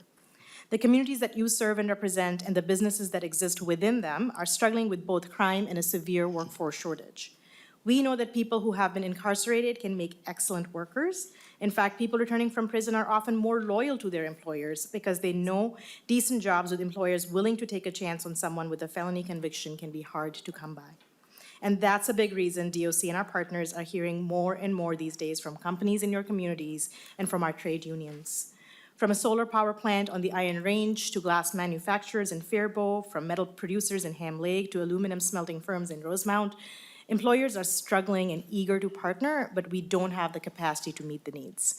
Last year, we met with several trade unions, electricians, carpenters, building and construction, boiler makers, and bricklayers, and they all had the same requests. Help us help the businesses our members serve by connecting us through these pathways. This bill will greatly expand the capacity of the DOC to carry out the mission we are held to, invest in what works to transform lives for a safer Minnesota. With that, Chair and members, I stand for any questions you may have. Thanks, and we're going to move on to member discussion, and we have Representative Curran. Thank you, Chair, and thank you, Chair Noor, for bringing this forward. I just wanted to, speaking to workforce shortages, which we've talked a lot about on the human services side of things, and we don't always hear about that here in the Public Safety Committee. So I just kind of wanted to bridge those two and talk about how we're really focused on a multi-layered approach this session to address the workforce shortage. And so I really appreciate bills like this because on the human services side, we're reevaluating processes that are currently barriers for folks with served sentences. So again, I'm really glad to see that the work that we're doing in one area and in another area are just going to come together so well to hopefully solve some of these challenges for us. So thank you. Further member discussion? Anyone over there? Okay. All right, well, thank you so much for your testimony, for presenting this bill to us. Do you want to have any closing comments, Representative Noor? Madam Chair and members, this is a good bill, so I'm hoping everybody will support it. Thank you. All right, thank you. And with that, I renew my motion and lay over House File 505 as amended. Members, the next bill on the agenda is House File 1134. It's a Representative Lee bill, and I will move that House File 1134 be re-referred to the Committee on Capital Investment. Representative Lee also has a DE1 amendment, so I will move that, and because it's a DE, we'll just move right to the vote. All those in favor of the DE1 signify by saying aye. Aye. Opposed? Motion prevails, and the DE1 amendment is adopted. Please go ahead and tell us about your bill as amended. Thank you, Chair and members, for the opportunity to present House File 1134 as amended. So members, I'm bringing this bill forward because over the last few bienniums that I have served on capital investment, we have seen an increase in requests for county jails or public safety centers or law enforcement center. And so I really feel like, if local units of government are reaching out to the state for capital requests, that we should have at the very least, DLC, the department with oversight over county jails and whatnot, or the licensing of that, provide us with information on whether, it is actually a true need for us. And so that's why I have the bill before us, the Regional and County Jail Studies and Report. So in subdivision of the bill requires a study from the Commissioner of Corrections and to make recommendation on the consolidation or merger of county jails and alternatives to incarceration for persons experiencing mental health disorders. And the Commissioner must engage and solicit feedback from citizens who live in the community served by the facilities that may be impacted by the Commissioner's recommendations for the consolidation or mergers of jails. And then the Commissioner must consult with county sheriffs, county and city attorneys that prosecute offenders, chief law enforcement officers, administrators of county jail facilities, and district court administrators. And then subdivision 2 is the report. The Commissioner must file the report with the chairs and ranking members of the Senate and House Public Safety and Capital Investment Committee with recommendations before December 1st of 2024. And then at a minimum, the report must have the following information: the daily average number of offenders incarcerated in each county, a jail facility. And then we also ask about, those that are in pretrial detention, those that cannot afford to pay bail, for failure to pay fines and fees, for offense that stems from controlled substance addiction or mental health disorders, for non-felony offenses that are detained pursuant to contracts with other authorities, and for supervised release and probation violations. And then furthermore, what really gets down to, I think, the piece around capital investment is the actual cost of building a new jail facility, purchasing another facility, or to repair a current facility. And so I think in considering all of that, they have to consider the county population totals and trends, the county crime rates and trends, and the proximity of current jails to courthouses, probation services, social services, treatment providers, and work release employment opportunities. And then also specific recommendations for alternatives to incarceration for persons experiencing mental health disorders, and any specific recommendations on the consolidation or merger of county jail facilities and operations. And then for subdivision 3, this is where, when MNB goes through their capital budget process, if local units of government are going to submit any capital requests in the summer of 2021, that in the even year where we traditionally do capital investment, if there are any capital requests for county jails or local jails, that the Commissioner of Correction shall submit an evaluation and provide it to, the committees with jurisdiction over public safety and capital investment. And so with that, Madam Chair, that's the bill before us. Thank you. And I don't think you had any testifiers signed up. Anybody from the public wish to testify? All right, we'll move to member discussion. Representative Hewitt. Thank you, Madam Chair, and thank you, Chair Lee, on this. A quick statement on this process, but I think we have to, as a committee, start looking at a more global process. We have a number of bonding requests right now in for fire stations and police stations, and I think we really have to start looking at the full public safety spectrum of doing a study as we lose volunteers in outstate and for ambulance and all that, that we really got to look at regionalization, and I think this is one step towards regionalization of jails, but we also got to look at fire departments, EMS, and possibly even where we park our police cars. So appreciate this. I think we have to look more globally though too. Thank you. Further member discussion. Lead Novotny. Thank you, Chair Mueller. Representative Lee, where's this coming from? Is this something, was this request for this bill generated by the Sheriff's Association or the counties, or what's the Representative Lee. origin? Thank you, Chair. Representative Avani, this came from me as Chair of the committee, where we're seeing a lot of requests that are coming from, and I think that it's prudent for us as stewards of the public's dollar, for folks who are asking for capital requests from the state, that we actually have, I think, the Department of Corrections to weigh in on whether a request is warranted or not. And so this is from me personally. Lead Novotny. Thank you, Chair. Thank you, Representative Lee. Line 2.8 discusses purchasing another facility or repairing a current facility. Would that be referring to something like the Appleton facility that's sitting empty? Chair Lee. So, Madam Chair, this is referring to, if, when they're doing a request, looking at those that are public. And so this is not looking at that, and, it is up to the Department of Corrections, when they're looking at this. I think what we're trying to get at is when there's a local units of government that's asking for public money to build a public jail or county jail, that we take a look at that. Lead Novotny. Thank you, Chair Mueller. All right, not seeing any further member discussion, and do you have any closing comments, Representative Lee? Thank you, Chair, and thank you, member, for the discussion. And, the concept behind here is similar to what we have already done for the Department of Public Safety regarding law enforcement training facilities. And the last report on that piece was back in 2009. And I think kind of to Representative Hewitt's point, we might need to take a revisit that too. Right now, we are seeing, like I said, an influx of requests for not just county jails, but for law enforcement training facilities across the entire state. And so I think it is our duty as, legislators to really make sure that whatever we're investing in are actually needed throughout the entire state. Thank you, Chair. Thank you, and I'll renew my motion and re-refer House File 1134 as amended to the Committee on Capital Investment. Those in favor signify by saying aye. Aye. Opposed? Motion prevails. The next bill on the agenda is House File 2167. It's a Representative Hemmingsen-Jaeger bill. I will move the bill before us. I'm moving to lay over House File 2167. All right, we have a series of amendments, and we're going to move fast here, members. So here we go. I believe that there is a DE1 amendment, so I'm going to move the DE1 amendment to get the bill in the shape the author desires. And then we do have amendments to the amendment. And so who will be offering the A2 amendment? Oh, Hudson, go ahead, Representative Hudson. Thank you, Madam Chair.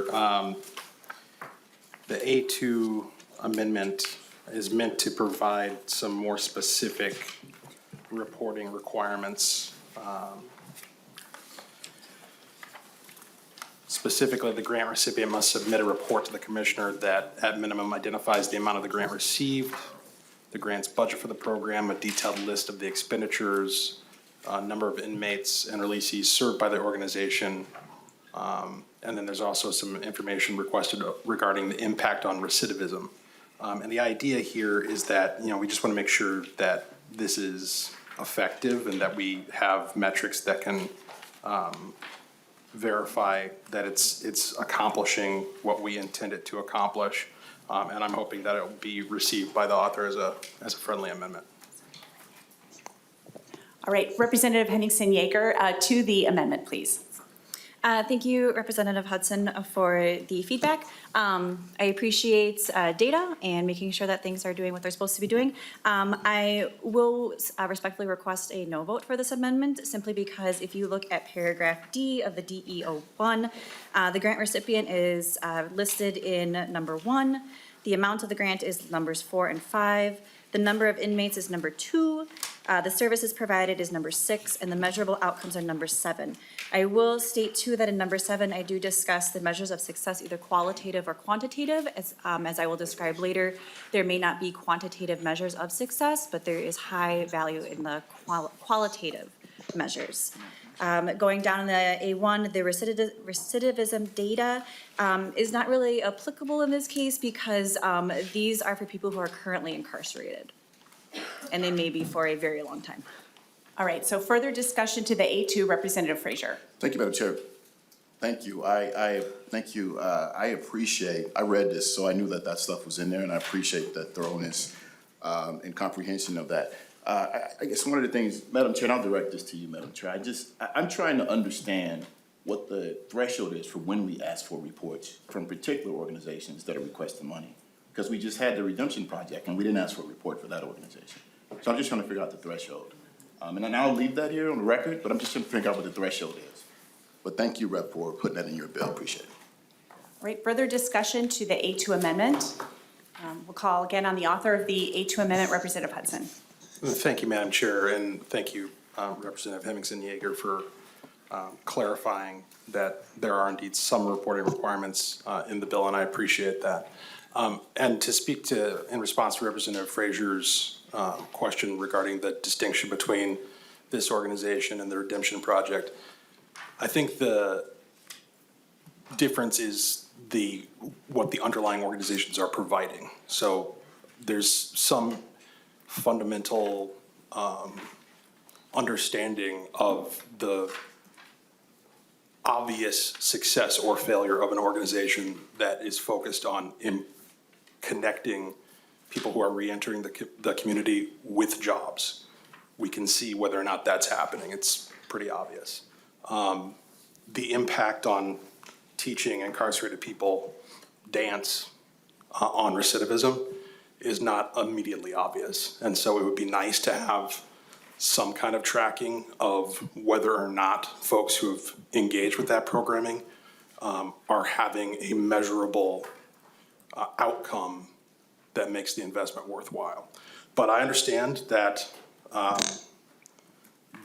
all of the particulars of the amendment that I've offered may not be applicable to your DE. I would appreciate being able to have some follow-up conversation about this recidivism point. And in that light, I will go ahead and withdraw the amendment. Thank you. Thank you. And I'll just note too, it's awkward doing these amendments to amendments before we had a chance to actually hear the bill and hear about what kind of success the programs had too. So I do anticipate that we'll be hearing about that in a minute. So next we have the A3 amendment, and I'm not sure who's offering the A3. Lead Novotny, please tell us about that amendment. Hey, Chair Moeller, the A3 amendment simply takes the requested funding out of the general fund and pulls that funding out of the Arts and Cultural Heritage Fund, also often called the Legacy Fund. Now, that Legacy Fund may only be spent on arts, arts education, arts access, and to preserve Minnesota's history of cultural heritage. Now, the state's already got a pretty good track record of using that money for state agencies and commissions and distribution of those funding through education. I can't think of a better fit for that program and that funding into this program. Thank you, Chair. Thank you. Representative Hemmingsen-Jaeger to the A3 amendment. Thank you, Representative Novotny, for this. I would again respectfully request a no vote simply because this specific project, Art from the Inside, already is included on a contract with the Department of Corrections. And so that tells me that the department already values these types of supportive arts therapy in their programming and their curriculum. And as I will describe when we talk about the bill, that this does do a lot for the incarcerated people. It decreases disciplinary incidents, so I think it is appropriate to keep it within the DOC. Chair, we'll move to discussion on the amendment. Chair Becker-Finn. Thank you, Chair Moeller. And just wanted to clarify for folks, the legacy funds, there's an entire separate committee that deals with how we spend those dollars, and there are entire groups of people who are appointed to those positions. There's a year-long process where projects are vetted through that process. We should not make it a practice as legislators to just sort of pull dollars out of that fund without it going through the process. So just wanted to bring that up. Thanks for that reminder. I've never served on that committee, so I needed that reminder. Other discussion to this amendment?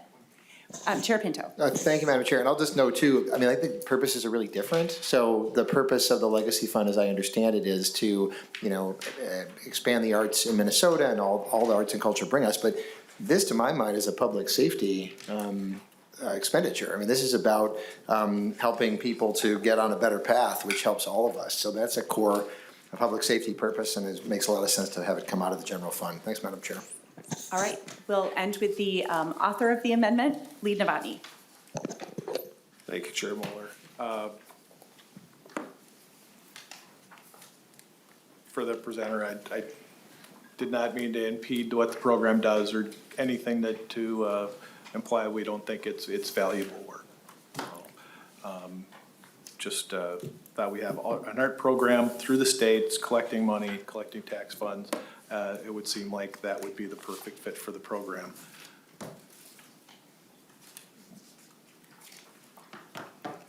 With that, Chair, I request a roll call. I'm sorry, you're requesting a roll call? A roll call. Okay. All right, so we will have a roll call on the A3 amendment. The clerk will take the roll. Chair Mueller? No. Vice Chair Feist? No. Feist, no. Representative Novotny? Yes. Novotny, yes. Representative Becker-Finn? No. Becker-Finn, no. Representative Curran? No. Curran, no. Representative Ingen? Yes. Ingen, yes. Representative Fraser? No. Fraser, no. Representative Grossel? Oh, he is excused. Representative Hollins? No. Hollins, no. Representative Hudson? Yes. Hudson, yes. Representative Hewitt? No. Hewitt, no. Representative Mueller? Mueller votes yes. Mueller, yes. Representative Pinto? No. Pinto, no. Representative Tapke? No. Tapke, no.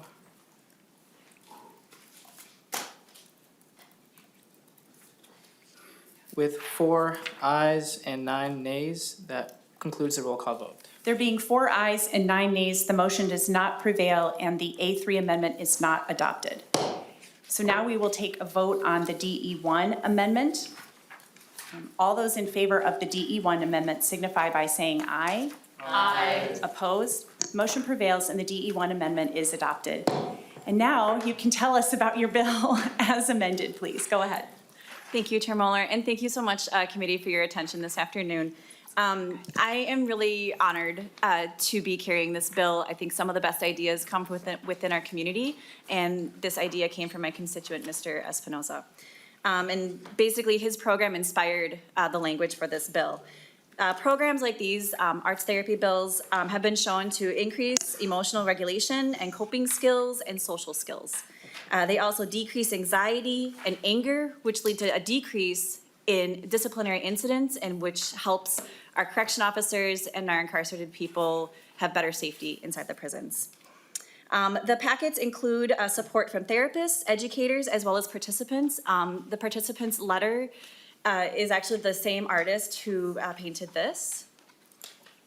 And the bill appropriates $500,000 to continue this type of work within all of the prisons within DOC.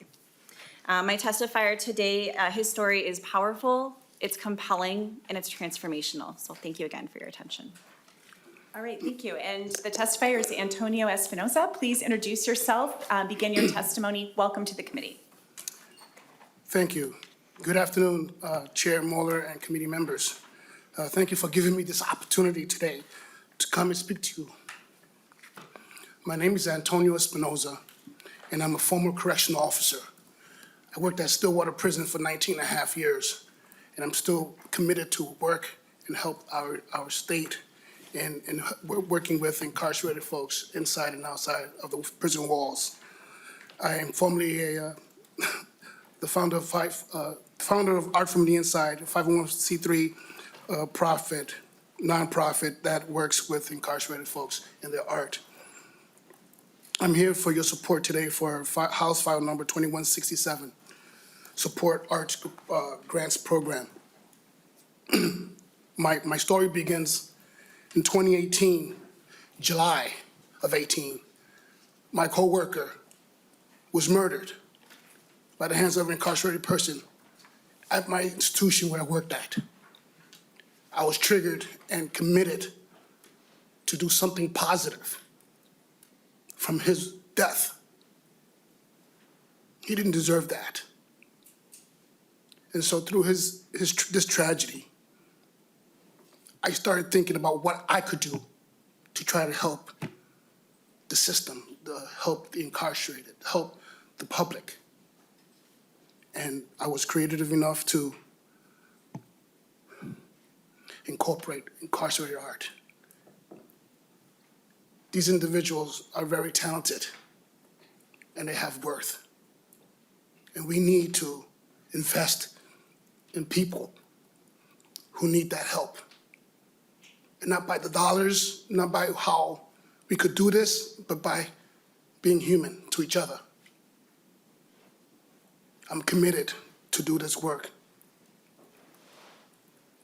I sat at a shower post, and today I'm standing here in front of you asking for your help to help our people, our Minnesotans who need the help that they need.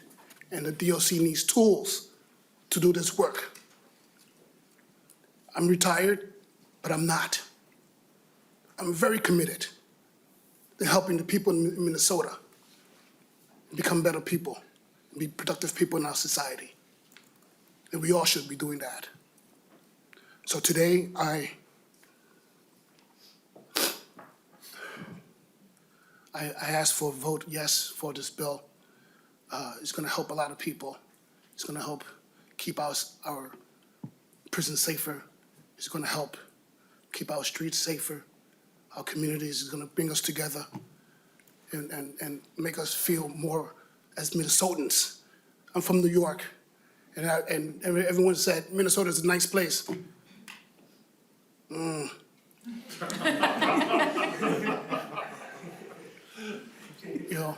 So I have 2 minutes. So thank you very much for Chair Moeller for giving me this opportunity to speak for those who can't speak for themselves and to help our incarcerated folks and our staff. Thank you.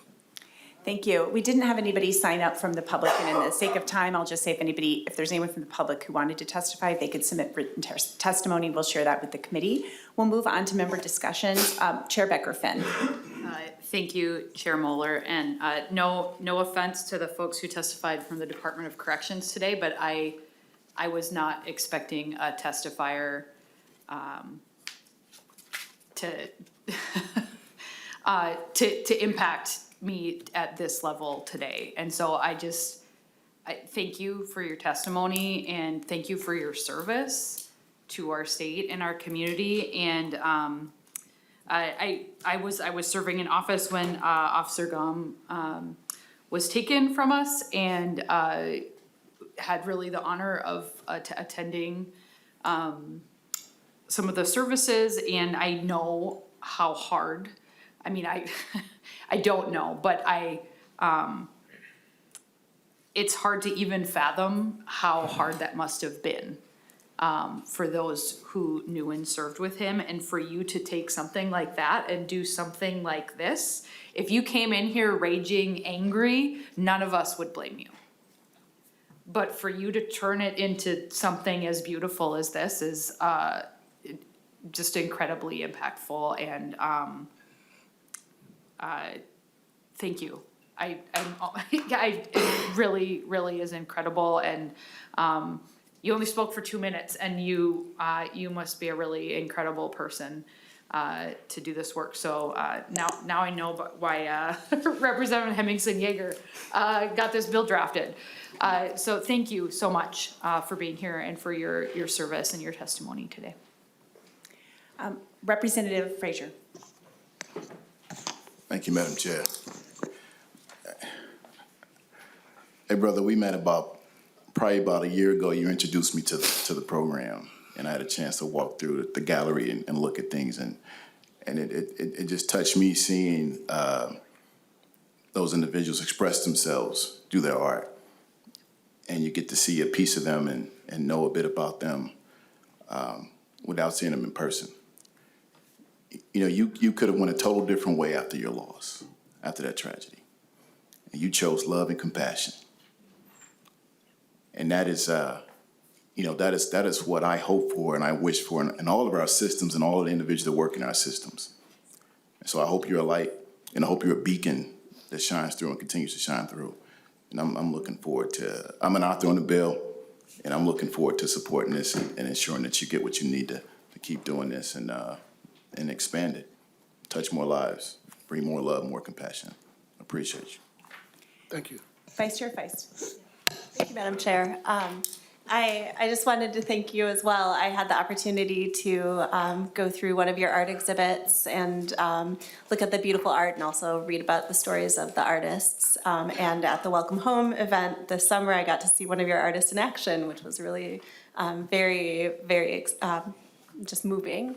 And we talk a lot in this committee about quantifiable benefits, recidivism rates, restitution payments, and art is something that is intangible, but it is giving back to the community. It is a way to enrich our world. And so I love the arts. I sing and I draw and I paint, and so I'm just very moved and very impressed. So thanks for being here. I'm excited to support this bill.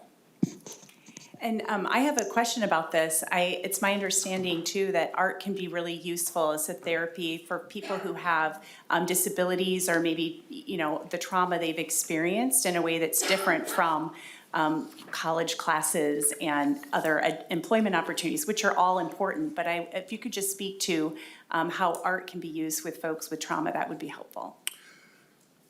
Throughout my 19 and a half years of working at Stillwater Prison, I encountered many of these individuals with their art, and I always ask them, how do you feel about this art that you're doing? This is amazing work. And they tell me that they escape from where they're at, and they're in a different space, and it makes them feel calm, and it makes them feel gratified to do this work. But unfortunately, a lot of people, the public can't see their work. And that's where I was able to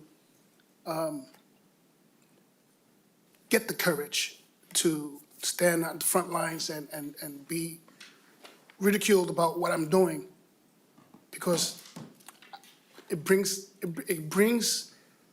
happiness to people. It calms people down. And, I'm not a therapist. I don't know. I couldn't give you a term about that, but I could tell you as a human being that it makes people feel good, and, so, and I'm doing this also just to honor my friend's death. His death means a lot to all of us. And something good has to come out of this. Joe I worked with him for 16 years. Side by side, to know that he's not here today because of the act that happened in 2018. So I'm committed to do something to try to change the system and try to do something positive.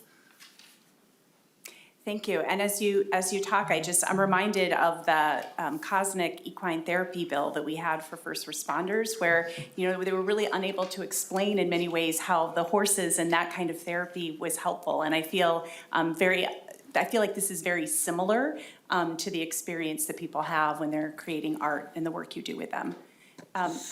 Chair Pinto? Thank you, Madam Chair. Just this may, maybe Mr. Espinoza knows this, maybe it's for the DOC, but it sounds like part of what you're doing is providing space for exhibitions and public access. But I guess I'm just wondering that if somebody who's in a correctional facility are there opportunities for art, for somebody to be involved in the arts beyond art from the inside? I mean, are there resources? Because I guess I would hope that just more generally that would be there. But yeah, if you can shed some light on that. Mr. Espinoza. Thank you for that question. Stillwater has an art class, and I believe there's another facility that has another art class, St. Cloud. And not all the art that's created is in people's cells, in the common areas. So I do believe that art, and not only just visual art, but dance and music and writing books and poetry is a way of calming people down and showing their skills and still doing something productive while they're in prison. And, we need to uplift people so that it could be better. Because once they're better, we all are better. And so we can't give up on people, and I'm not going to give up on the incarcerated, and I'm not going to give up on the people I worked with as guards, the system. I'm not going to go against the system. I want to help them. I want to help all of us to be safer in our communities. Right. Actually, we need to move on because we do have another bill. So we're going to move on to closing comments. Representative Hemmingsen-Jaeger. I really don't need to say much. I think the work being done, I will direct your attention to the letter from Ms. Liz Beckel, a clinical program therapist in the correctional facility at Faribault, to talk about the more therapy aspects of it. When we talk about humans and self-worth and self-esteem, like those lead to positive outcomes. So I will continue to work closely with Mr. Espinoza and the DOC as this continues to move. And I would just really appreciate your thoughtful consideration and your inclusion into your omnibus bill. Thank you. Thank you. And with that, I renew my motion and lay over House File 2167 as amended. Thank you again for being here today. We very much appreciate your testimony and the work you do. Next on the agenda, members, we have House File 2282. It's a Representative Finke bill. We'll be laying this bill over. I will move to lay over House File 2282. There are no amendments, so we can get right into the bill discussion. Welcome to the committee, Representative Finke, and please go ahead and tell us about your bill. Thank you, Chair Moeller and members. I'm very happy to be here today to present Home for Good. And yeah, I know that we are pressed for time, so we'll just go ahead and get started. House File 2282 is a bill that would appropriate $7.5 million next year, 24 and 25, to the Department of Corrections to expand the work release program in a manner consistent with public safety and inmate rehabilitation.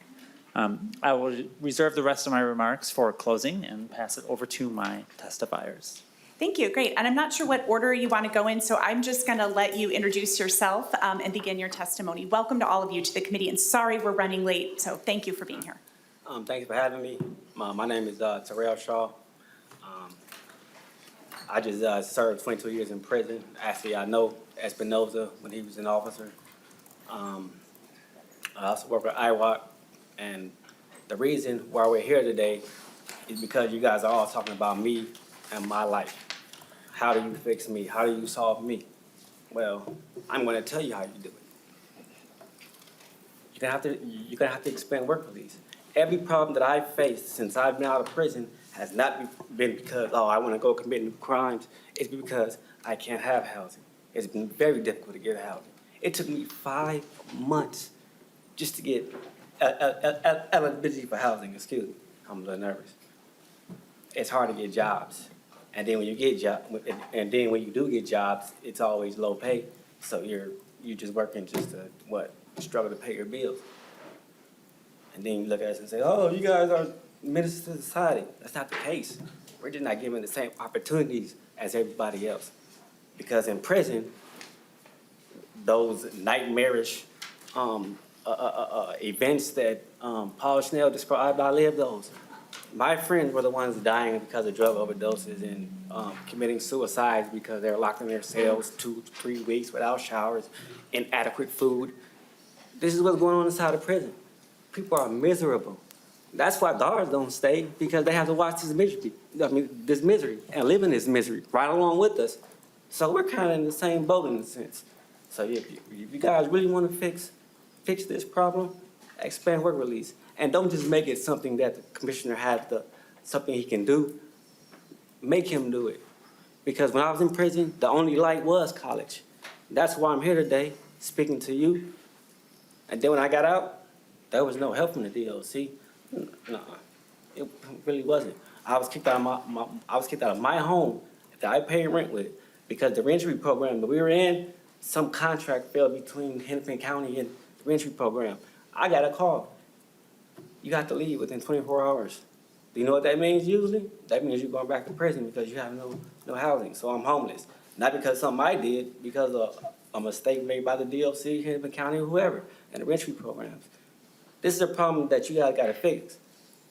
Because the nightmarish conditions that's being created in prison, the 90% of people who's getting out, yeah, they might be us, but they won't be standing here looking like me. They'll be out there struggling, trying to survive. So I'm just keeping it real with y'all. It's a sad condition. The DLC is asking for $200 million on top of what they're already getting. How much is going to work release? 15 million? Shouldn't it be like 40%? I mean, you guys are crying about safety and crime and all of this. Safety and crime is not, safety and crime is stopped when people have opportunities and they take advantage of those opportunities. If you present them, people will take them. I did. I got 2 degrees in prison. And then I finished. I struggled when I got out, not knowing, oh, am I going to be homeless tomorrow? Am I going to have a job tomorrow? But I got to stay focused. Because if I don't, I'm going right back into that nightmare that this system created. And then you're probably going to blame me for something that I had no control over. Really? So I just ask y'all to just take a look at that and just open your hearts. Because we don't talk about humanity and healing that much. We talk about security and how do we keep a tight grip on these guys. That's not right, man. That's all I have to say. Thank you. Thanks for your testimony. And we really, I'm so sorry, we're running really late and we need to be out of this room very soon. So if the other two can keep your testimony brief, I want to have a chance for members to ask questions. Go ahead. Absolutely, and if you want to give me 1 minute notice, that's fine, 30 seconds or so. Okay, great. If you can move the mic closer to you too, please. Thank you. Can you hear me? Yes, we can hear you just fine. Thank you all for being here. I know we've been here a long time, but this is something that's very important. We need to get people home for good. We need to put people to work. People need those things in their life. It is crazy to spend hundreds of thousands or millions of dollars on putting someone in a cage and have them come out with $100 at a homeless shelter. Are you serious?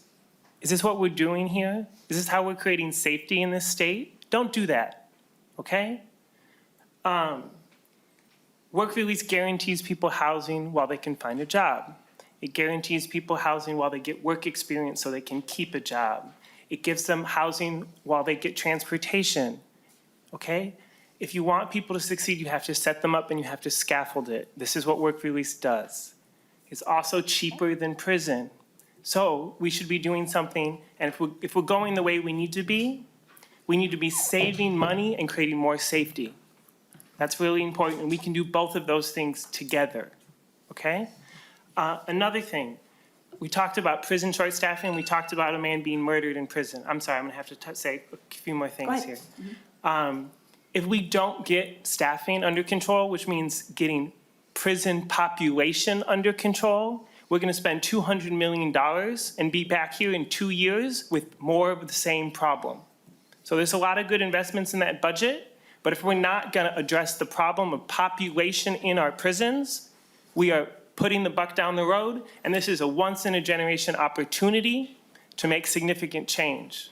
So if we are not gonna invest in a different path, which means prison is for people who are dangerous and not for people who are not, and shrinking the system and investing in shrinking this system so that we can actually support the people there and we can actually have resources in our community to succeed. If we don't do this, we're gonna come back in 2 years and they're gonna ask you to build a prison or 2 prisons. This is not the solution and this is not the time to do this. Also, sorry, quick things. If we want the MRA to succeed, which is a beautiful vision that we need, people need to have a chance to earn success. Work release is also an earned program. We need to make sure we stick to reentry, okay? And so we have to make sure we invest in reentry, which the MRA does not do. So that's my main points. Please, this is really important that we do this. It's really important that we set a different path, which means getting technical violators, people who qualify for work release, people who are nonviolent. These people should not be in our prisons, and we need to invest in doing that instead of investing in the status quo that keeps us in the same place. I'm sorry. And can you just state your name for the record too, because I don't. Thank you. Yeah, David Benke, I've been working with people in prison on a daily basis for the last 8 years. Thank you so much. Okay, and our final testifier, welcome back. Please introduce yourself and begin. Yeah, hi everybody. Can you hear me? We can. Okay, great. Thank you, Chair, Committee. My name is Tamara Hill. I'm here to testify on two capacities today, which is one as a registered lobbyist and policy officer at the Center for Victims of Torture. I've been in front of your committee before, so I'll skip the long intro. If you have questions about the org, just let me know. And also in a personal capacity as someone who's been directly affected by having family in incarceration. On the CVT side, we've been working on expanding work release with our community members for almost the past year. We know that the ability to work and the right to work is heavily connected to being able to thrive, not only economically, but also mentally and emotionally. It reunites families and communities, and we're really invested in seeing work release expanded in our state. On the personal side, I usually don't share too much about me personally, but felt really called to do it today. My father was incarcerated when I was 4, and he was a stranger to me until I was a teenager. Because he was in prison for almost my entire childhood. When I was about 13, I met a man who I only had one memory of, which was being arrested. I'm sorry, I hate to interrupt you, but there's audience talking and I can't hear you. I'm sorry, go ahead, please continue. It's okay. I met a man when I was 13 that the only memory I had of was being arrested in front of me when I was 4 while I sat in PJs on the floor. And because of that, I grew up in abject poverty. I grew up in a single family household. Between the ages of 16 to the time I finished my master's degree, I worked between 30 to 55 hours to put myself through 2 degrees, help my mom pay rent, and afford groceries for me and my younger brother. Investment in reentry like work release could have significantly changed the life that I led.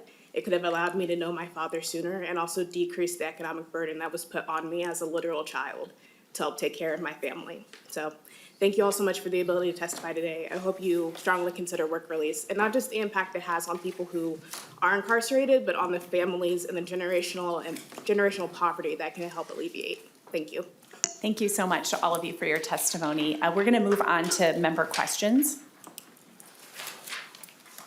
Representative Nguyen. Thanks, Chair Moeller, and that was really compelling testimony.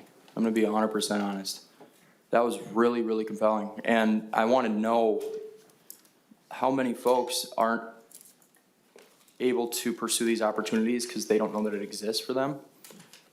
And I also want to know who is applicable. You know, the DOC, I know that they list the qualifications to some extent, but we do want to make sure that the public safety and the public good, the interest of, violence in our communities, that's prevented. But we also want those opportunities to be there, because if they're not, you're kind of left with nothing at the end of the day when you get out. How can we ensure both things happen at once? And I guess I'm just curious, Representative Finke, maybe you know this, what the DOC qualifications currently are. Representative Finke. I think I'd pass this over to my testifier. Yep, Mr. Benke. Yeah, so. If you can move the mic too. There's currently 1,400 people who qualify under state statute for this, who are assessed as low risk by the DOC, who are currently being denied access to this. So that's the today number, if that makes sense. The qualifications under state law are twofold. One is you have to have served half your term of imprisonment, and 2, it has to be in the public interest and public safety to release you. So again, it is an earned program, and you have to have shown that you will be safe for the public to access the program. Representative Nguyen. Just one quick follow-up, and these aren't gotcha questions, I promise. Does this include violent offenders? Absolutely. Someone should not be judged by one bad day of their life. And if you look at the risk assessments across the DOC, you have people who are very low risk to commit a new crime who have committed a violent crime. So yes, this includes all sorts of people, and everyone needs to have a chance at redemption, and to be able to say, hey, I will have a chance in my life to earn something. Representative Nguyen. Thank you, and I think that's where we're just going to have to agree to disagree to some extent. That's just where I'm coming from. I don't want that to pose a threat to somebody else and potentially create a new victim. We should still have opportunities for those folks, but maybe just not in the same scope as somebody who is a nonviolent offender. Hang on a second. I'm going to call on Representative Finke. Yeah, thank you very much, Chair and Representative, for your question. I would just say that currently this program does include all eligible members, regardless of the crime that they may or may have committed, to receive their sentence. But according to the Department of Corrections, people who are part of the work release program, fewer than 2% will go on to commit new crimes. They're at very low risk of reoffending.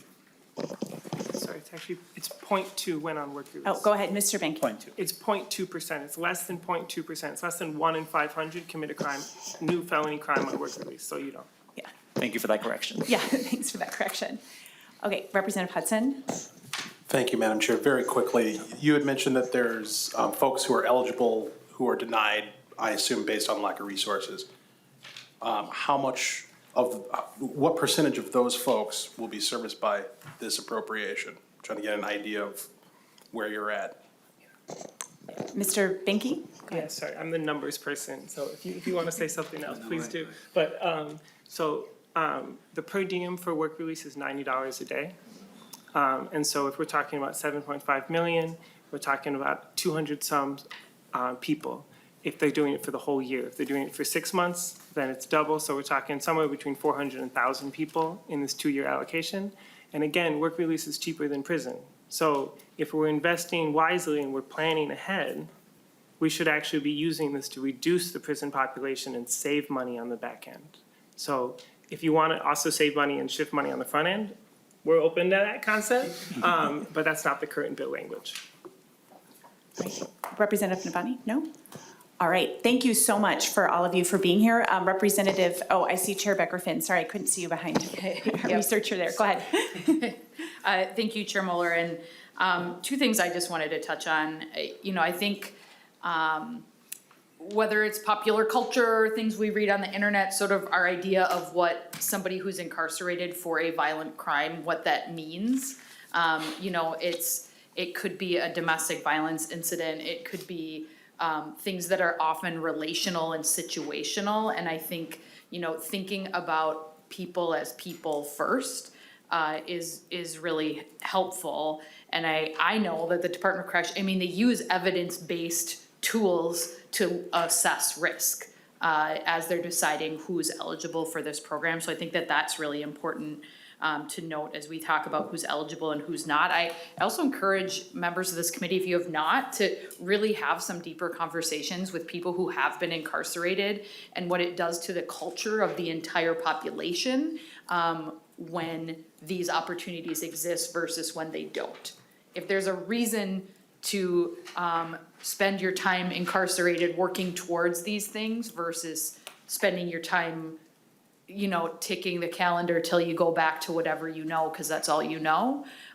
It really is crime prevention in the future. And then finally, I just wanted to thank the last testifier for lifting up the impact that this has on the families of people who are incarcerated and the long-term benefit and harm prevention that there is in families being more connected with their loved one. Because we know if we can reduce the ACEs factor, if we can reduce that for our young people moving forward, that's also going to reduce the risk that they are going to commit crimes as adults. And so I just thought that was really important that part of it is lifted up. So thank you for your testimony. Thank you. Closing comments, Representative Finke. Thank you, Chair Mueller, and thank you to everyone for your patience, and to whoever's using this room next. Sorry, this is this is an urgent issue that I share the urgency of what we're talking about. This is a way that we can help people avoid homelessness. We can help people find jobs. We can help with the crisis that we're seeing in the worker shortage, both outside of our prisons, but inside of our prisons. This will benefit corrections officers. It will benefit up and down. It's a program that works. Department of Corrections knows that it works. We need to fund it, and we need to get people who do not need to be living in prisons out of prisons. That is a moral obligation we have to follow up on, and I appreciate your support. Thank you, and thanks again for everybody for being here today. I renew my motion and lay over House File 2282, and I do have an announcement before we adjourn here. Next week, we have a full week of extra hearings in many bills, apologizing in advance. Public testimony will be taken based only on advance sign-up with our CA, Ellen McDaniel, and may also be limited. So please watch any online postings for bills. We are hearing and connect with Ms. McDaniel. As always, we welcome written testimony that we will produce for members and also post online. With that, thanks again, everybody. We are adjourned.